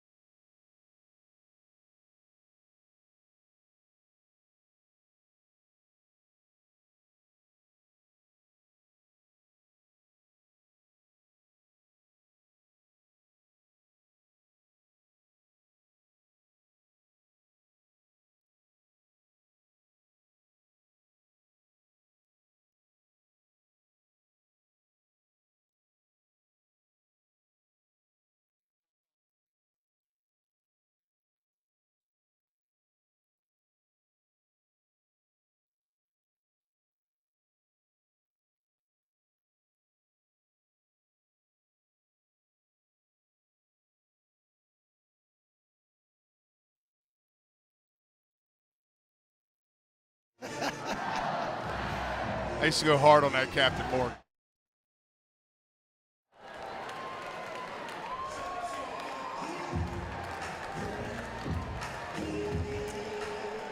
All right, it's rally cap time, Tiger fans. Bottom of the ninth inning. We're tied 3-3 here at Alec Box Stadium. LSU coming to the plate. Braden Jobert leads things off. McManus on deck. Pearson waiting in the wings. Tigers 3 runs, 6 hits, 1 error. Mizzou 3 runs, 7 hits, no errors in the field thus far. All right, they threw Jobert 4 fastballs to start off his last at bat. Losi fires off the plate. Breaking pitch misses, 1-0. I want a walk-off. I want a home run, walk-off, bat flip, the whole 9 yards.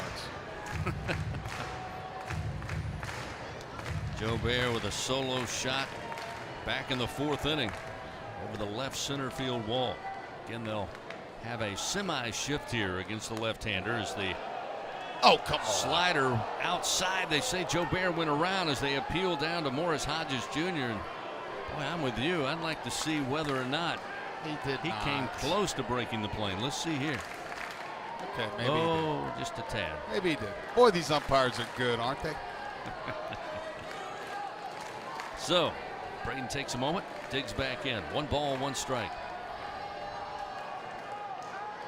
Come on, get a fastball here. The 1-1. Swing and a miss. He got the fastball a little elevated. Missed, and it's 1-2. That was the one.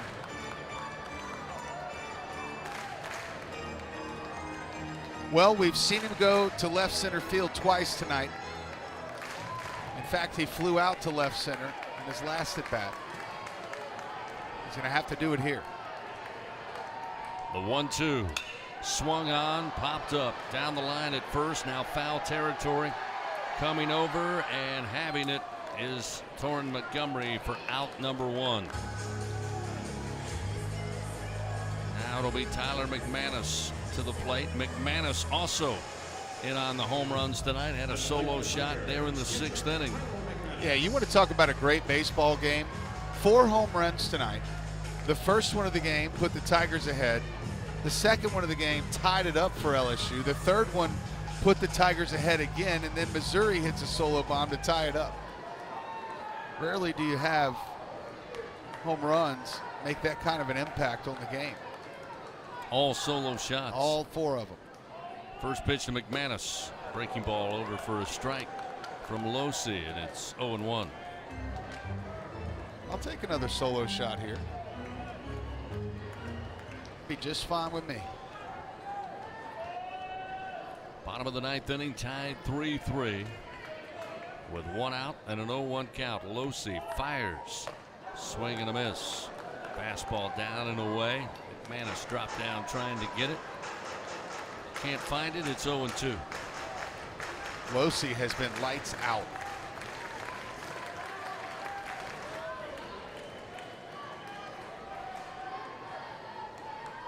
Hadn't allowed a hit yet. The 0-2 fouled off and out of play. Tolo's foul ball keeps the count. No balls, 2 strikes. Yes, he's retired 7 in order.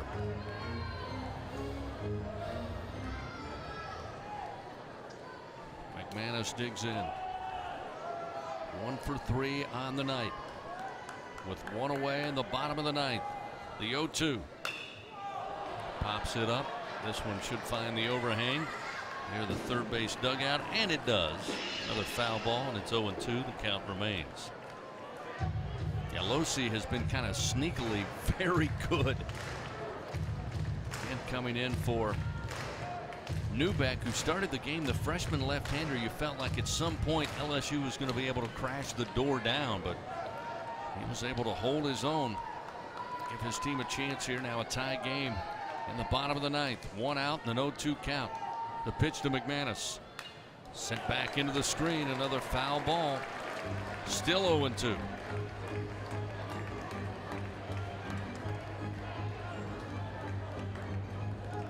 Tyler with a double, 2 triples, and 3 home runs here on the 2022 season.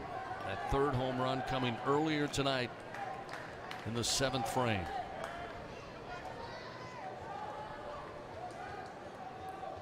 The 0-2. High and inside. 1 ball, 2 strikes.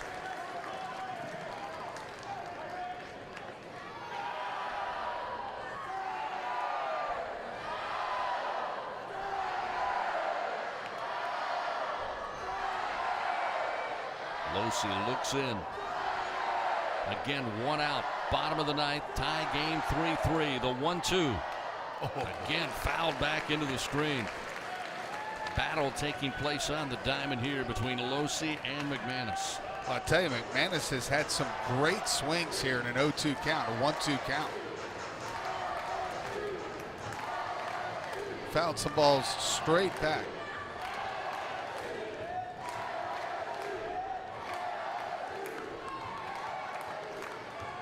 1 ball, 2 strikes. The pitch to McManus. Little check swing and a bouncer fair down the first base line, taken by Montgomery, and he will step on the bag for out number 2. McManus at the last moment thought he was seeing ball 2, but got the bat out there. Pitch was low and stayed fair. Now the Tigers with 2 outs will look to Josh Pearson. Freshman right fielder had a single in the 4th inning, a line out and a fly out so far tonight. Losi winds, first pitch, breaking ball for a strike over the plate, 0-1.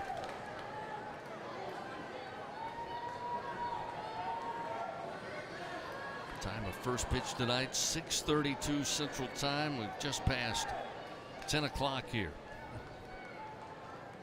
The 0-1. Another breaking pitch. This time a called strike on the inside corner. Didn't impress Pearson, but he falls behind 0-2. I've seen about enough of Losi.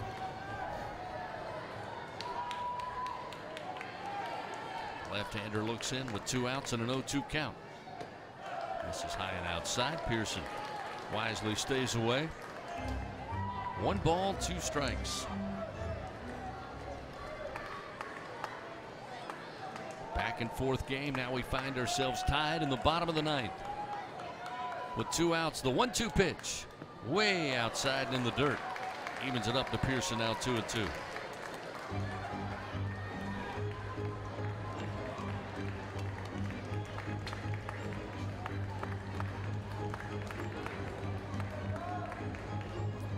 Pearson on the year batting for the 53rd time. .269 average. 2 outs, a 2-2 count in the bottom of the 9th, and a tie game 3-3. Losi, the pitch. Sharply hit ground ball, but right at DeSatis, the second baseman, and easily throws to first in time for out number 3. And the Tigers come up empty. We got free baseball on a Friday night as we head to the top of the 10th. All knotted up at 3 runs apiece. Missouri comes to the plate as we continue on the LSU Sports Radio Network.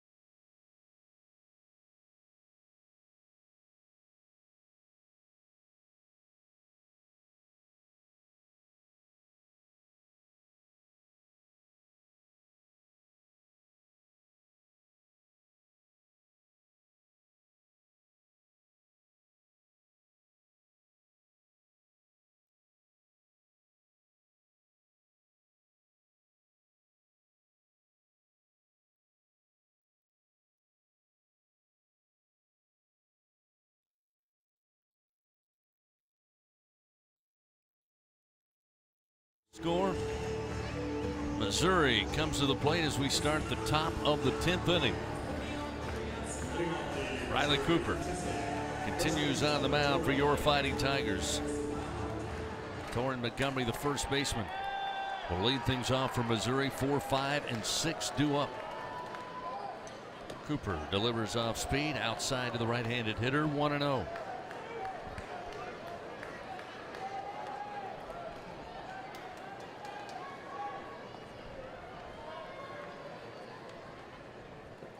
Delivery. Missing low from Cooper. 2 balls, no strikes. Action begins again. bullpen full down the way in right for LSU. Missouri also with a couple arms about set to start throwing. The 2-0 opposite field line drive, but right at Pearson. Comes in several steps, has it one away here in the top of the 10th.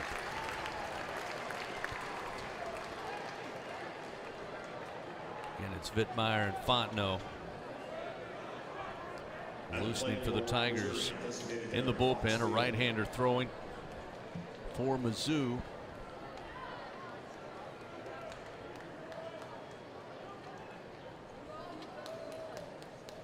One down, we'll see Fox Liam stand in for Missouri. 1 for 2 tonight. A couple of walks, a strikeout. His single came in the second frame. First pitch from Cooper, and on the hands, missing ball 1. Yeah, that's Austin Trusser down in the bullpen. He's actually started 5 games this year for Mizzou. 1-0, slap, one hopper, snag by Doty at second. What a play, throw to Morgan. Out number 2. That one with some serious spin, headed out to second base. A one hopper that Doty reaches out with the glove, cleanly grabs it, gets it to Morgan. 2 gone. Take them how you can get them, but they have hit 2 balls extremely hard here in the top of the 10th inning. Carlos Pena, the right fielder. A trio of strikeouts tonight. Got a walk in the 8th. Cooper looking for out number 3 here. Lefty on lefty. First pitch, breaking ball. Splits the plate, 0-1.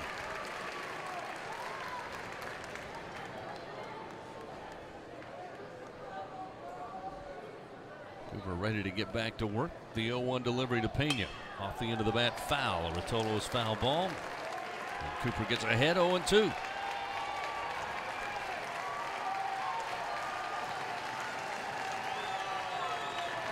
Last of the hard here at the box on a late Friday night.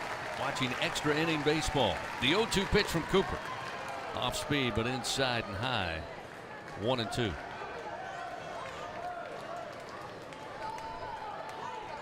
LSU, by the way, in the bottom of the 10th. DiGiacomo at the bottom of the order. Cruz, then Berry.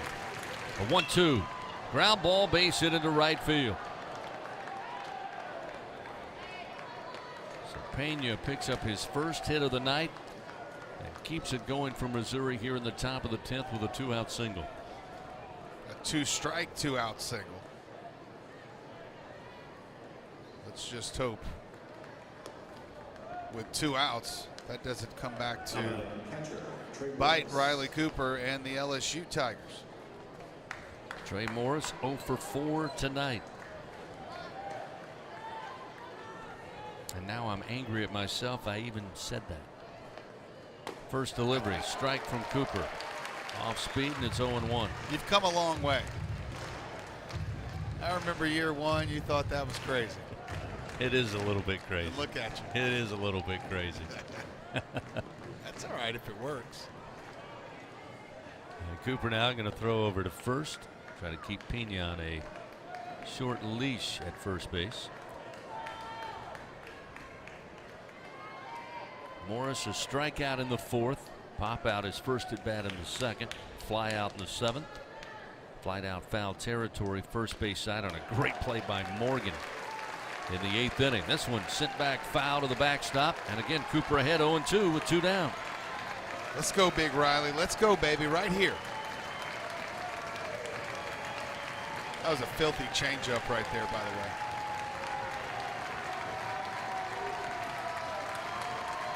Two outs, runner at first, and again Cooper going to throw over. Back is Pena.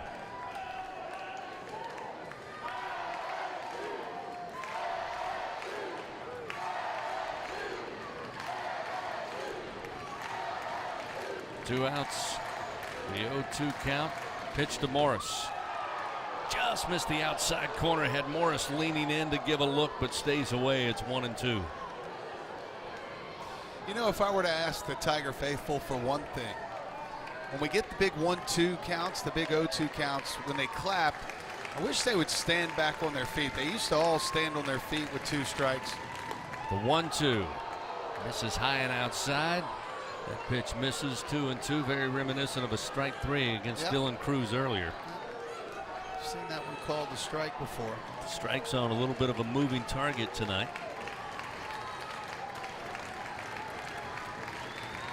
2 outs and a 2-2 count, and again Cooper. And a throw over to first. Back safely, Pena once again.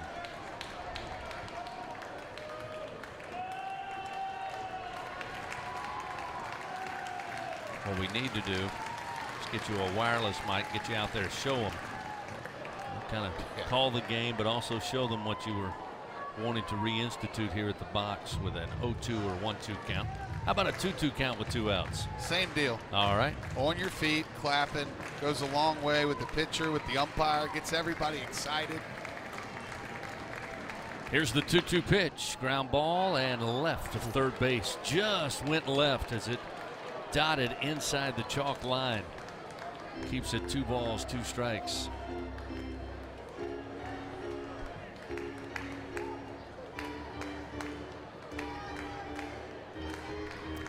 Our score.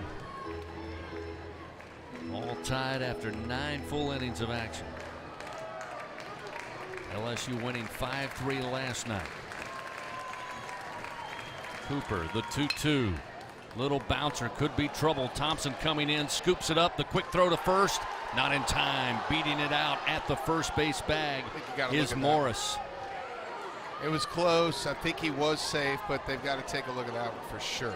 And they're going to come in and converge in front of the mound and talk it over. Looks like we'll get a review.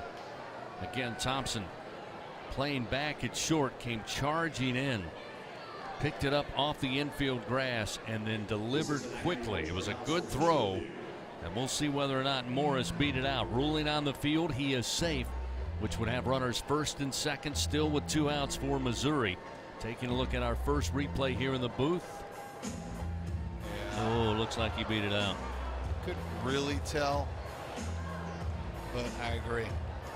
Initial look on the replay from the first base cam looks like Morris was able to get there by about a half step. And if that holds true, that's going to be 2 hits with 2 outs and 2 strikes on the batter. So still under official review, brought to you by Acme Oyster House. 2 members of the umpiring crew down there just in front of the Missouri dugout with the headsets on, taking a look at all the angles available here. I wish we could see 1 or 2 more. Like the view from the center field camera would be very telling,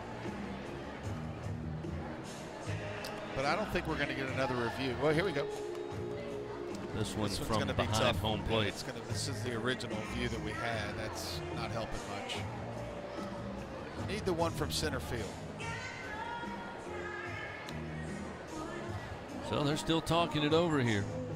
And it looks like, nope, thought they were going to wrap it up. It's a huge out. Here they go.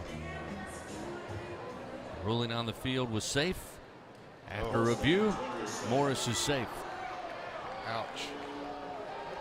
Missouri keeps this top of the 10th moving along here with 2 outs, 2 men on.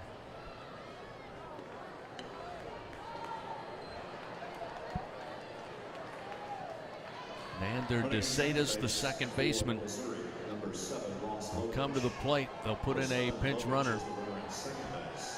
Ross Lovich, who started last night's game in right field, will come into pinch run for Pena at second base. Now Riley Cooper finds himself in quite a jam here. Just looking for that 3rd out to keep it a tie game, 3-3.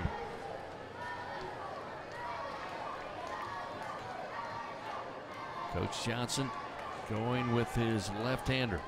Got 2 arms ready. 2 righties in the bullpen. First pitch low and inside, just missed DeSatis, and it's 1-0.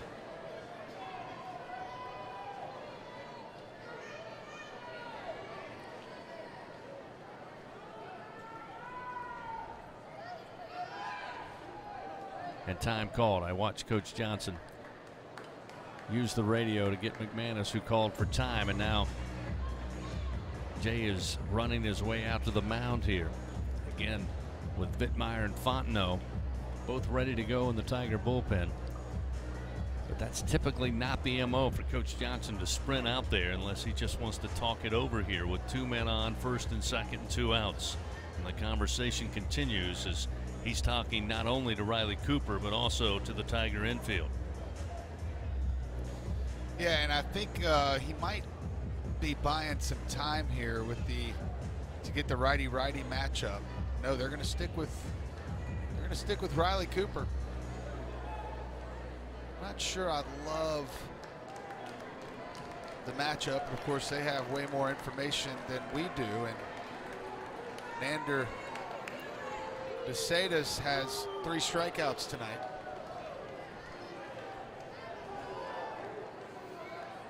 Grounded out to Doty in the 3rd, and then as Doug pointed out, Cade in the 5th, 7th, and 9th.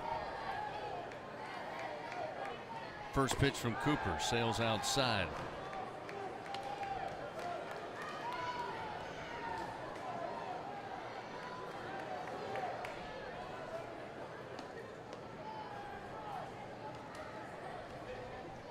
Runners take their lead, first and second, tied 3-3 here in the top of the 10th. Pitch lifted in the air to right field. Pearson, plenty of room, waits on it, squeezes it, out number 3, and Missouri. Small threat, but it's extinguished here in the top of the 10th inning. It's a tie game remaining, 3-3 as we head to the bottom of the 10th. Again, Giovanni DiGiacomo due up in the 9 spot, followed by Cruz and Berry. Back after this on the LSU Sports Radio Network.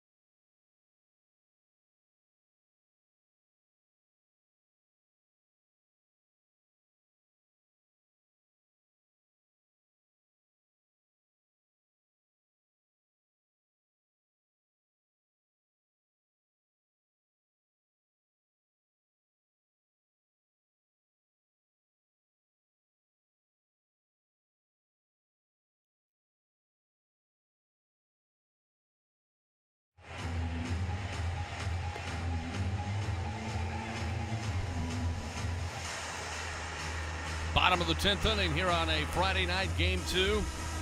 After 9, tied 3-3. Again, rally cap time, Tiger fans. LSU will have Giovanni DiGiacomo barring a pinch hitter, followed by top of the order Cruz and Berry. Looks like Josh Stevenson actually is going to come in to hit for DiGiacomo in the 9 spot. He'll lead things off for the Tigers, who will face a new pitcher.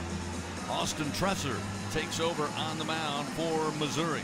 Yeah, this might be a sight for sore eyes for the Tiger, a right-hander. Trusser making his 8th appearance. This is only the 3rd out of the bullpen. He enters with a 2.25 ERA, 3-0, and 24 innings of work. He's allowed 17 hits, only 6 earned runs. He has 19 strikeouts compared to 10 walks. See if I can find the scouting report on Trusser. Fastball is going to be 90 to 94 miles an hour. Sliders 83 to 86. And I'll also throw a changeup. A couple of defensive changes. Mike Coletta will be behind the plate catching now. He started and played in last night's game, so he'll come in to catch for Tresser. Also, Ross Lovich came in to pinch run for Pena, takes over in right field for Mizzou. Tresser's last outing, which came this midweek against Missouri State. He went 2/3 of an inning, allowed a run. He had 3 walks in that game, so struggled a little bit with his command. And it was about a month before that he actually pitched against Arkansas. Right at 3 weeks, so not a whole lot of action for Tresser over the last month. We'll see if that plays here. I'll take another 3 walks. Stevenson will indeed come to pinch hit. He'll replace DiGiacomo in the lineup in the 9 spot. The first pitch from Tresser, inside corner, called strike. 0-1. Stevenson batting for the 29th time on the year, a .250 average. The 0-1 swung on towards the alley, left center field, coming down quickly, going for it and diving and coming up empty is Wilmsmeyer. Stevenson into second base with a leadoff double. The pinch hitter delivers. The freshman drives it to the alley, his 3rd double of the year, and the Tigers have the potential winning run aboard in scoring position at second base. What a beautiful piece of hitting there by the freshman Stevenson. Can't hit it much harder to the opposite field, and what a great effort out there by Wilmsmeyer, who laid out in left center, Superman style, and the ball just underneath his glove. He almost made a spectacular catch. But we asked for a walk-off with some dramatic fashion, and Dylan Cruz may be just the man for it. Immediately after that double, a couple of relievers jump up in the Missouri bullpen, start to throw as Tresser gets a rude introduction. Stevenson with the leadoff double. He'll look Stevenson back at second base as Dylan Cruz comes to the plate.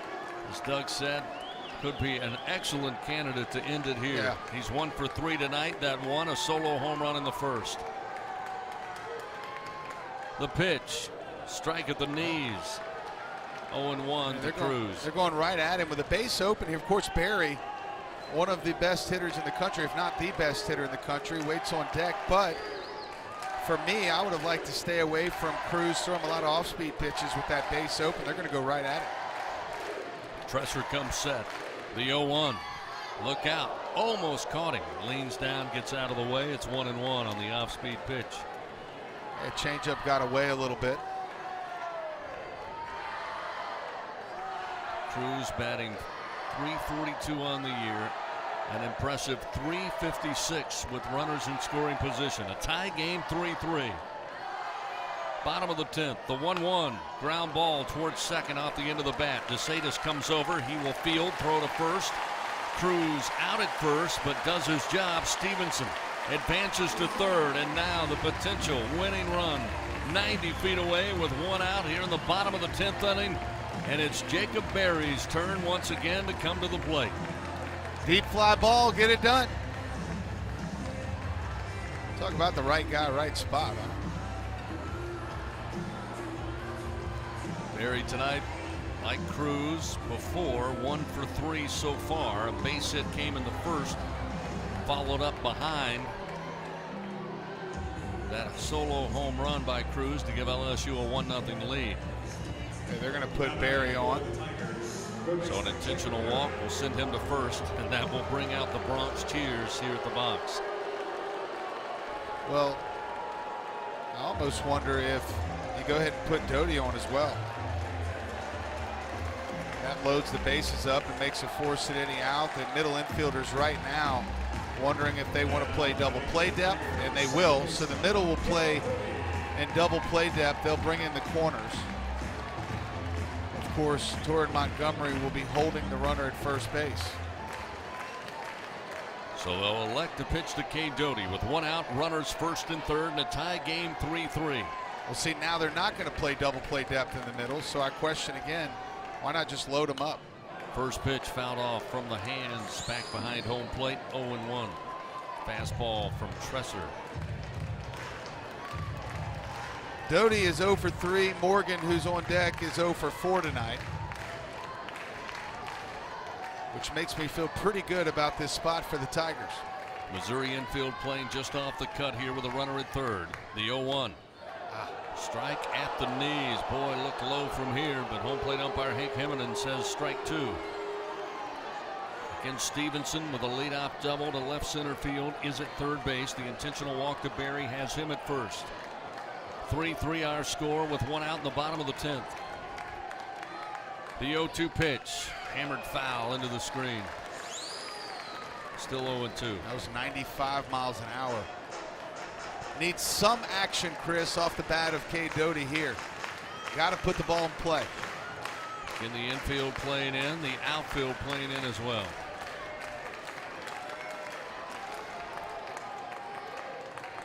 The 0-2. Hit high and deep to left field. This one is going to drop down, and the Tigers will walk it off. Stevenson touches home plate. Cade Doty with the RBI, and it's 4-3. Tigers win. Tigers win. They take their first home series in SEC play in dramatic fashion in the bottom of the 10th inning. And Cade Doty is mobbed deep in left center field by the entire on the warning track. LSU dugout. The Tigers with the win move to 26-12, now above 500, 9-8 in SEC play. For Missouri, it's 22-14 and 5-12. Congratulations to Jay Johnson and his Fighting Tigers. They take the series here in Game 2 by a final, walking it off in extra innings, 4-3. Coming up, the Fighting Tiger 10th inning show. We'll have scores from around the league, stats from tonight's game, highlights, and a visit with head coach Jay Johnson. Tigers win 4-3 over Missouri here on the LSU Sports Radio Network.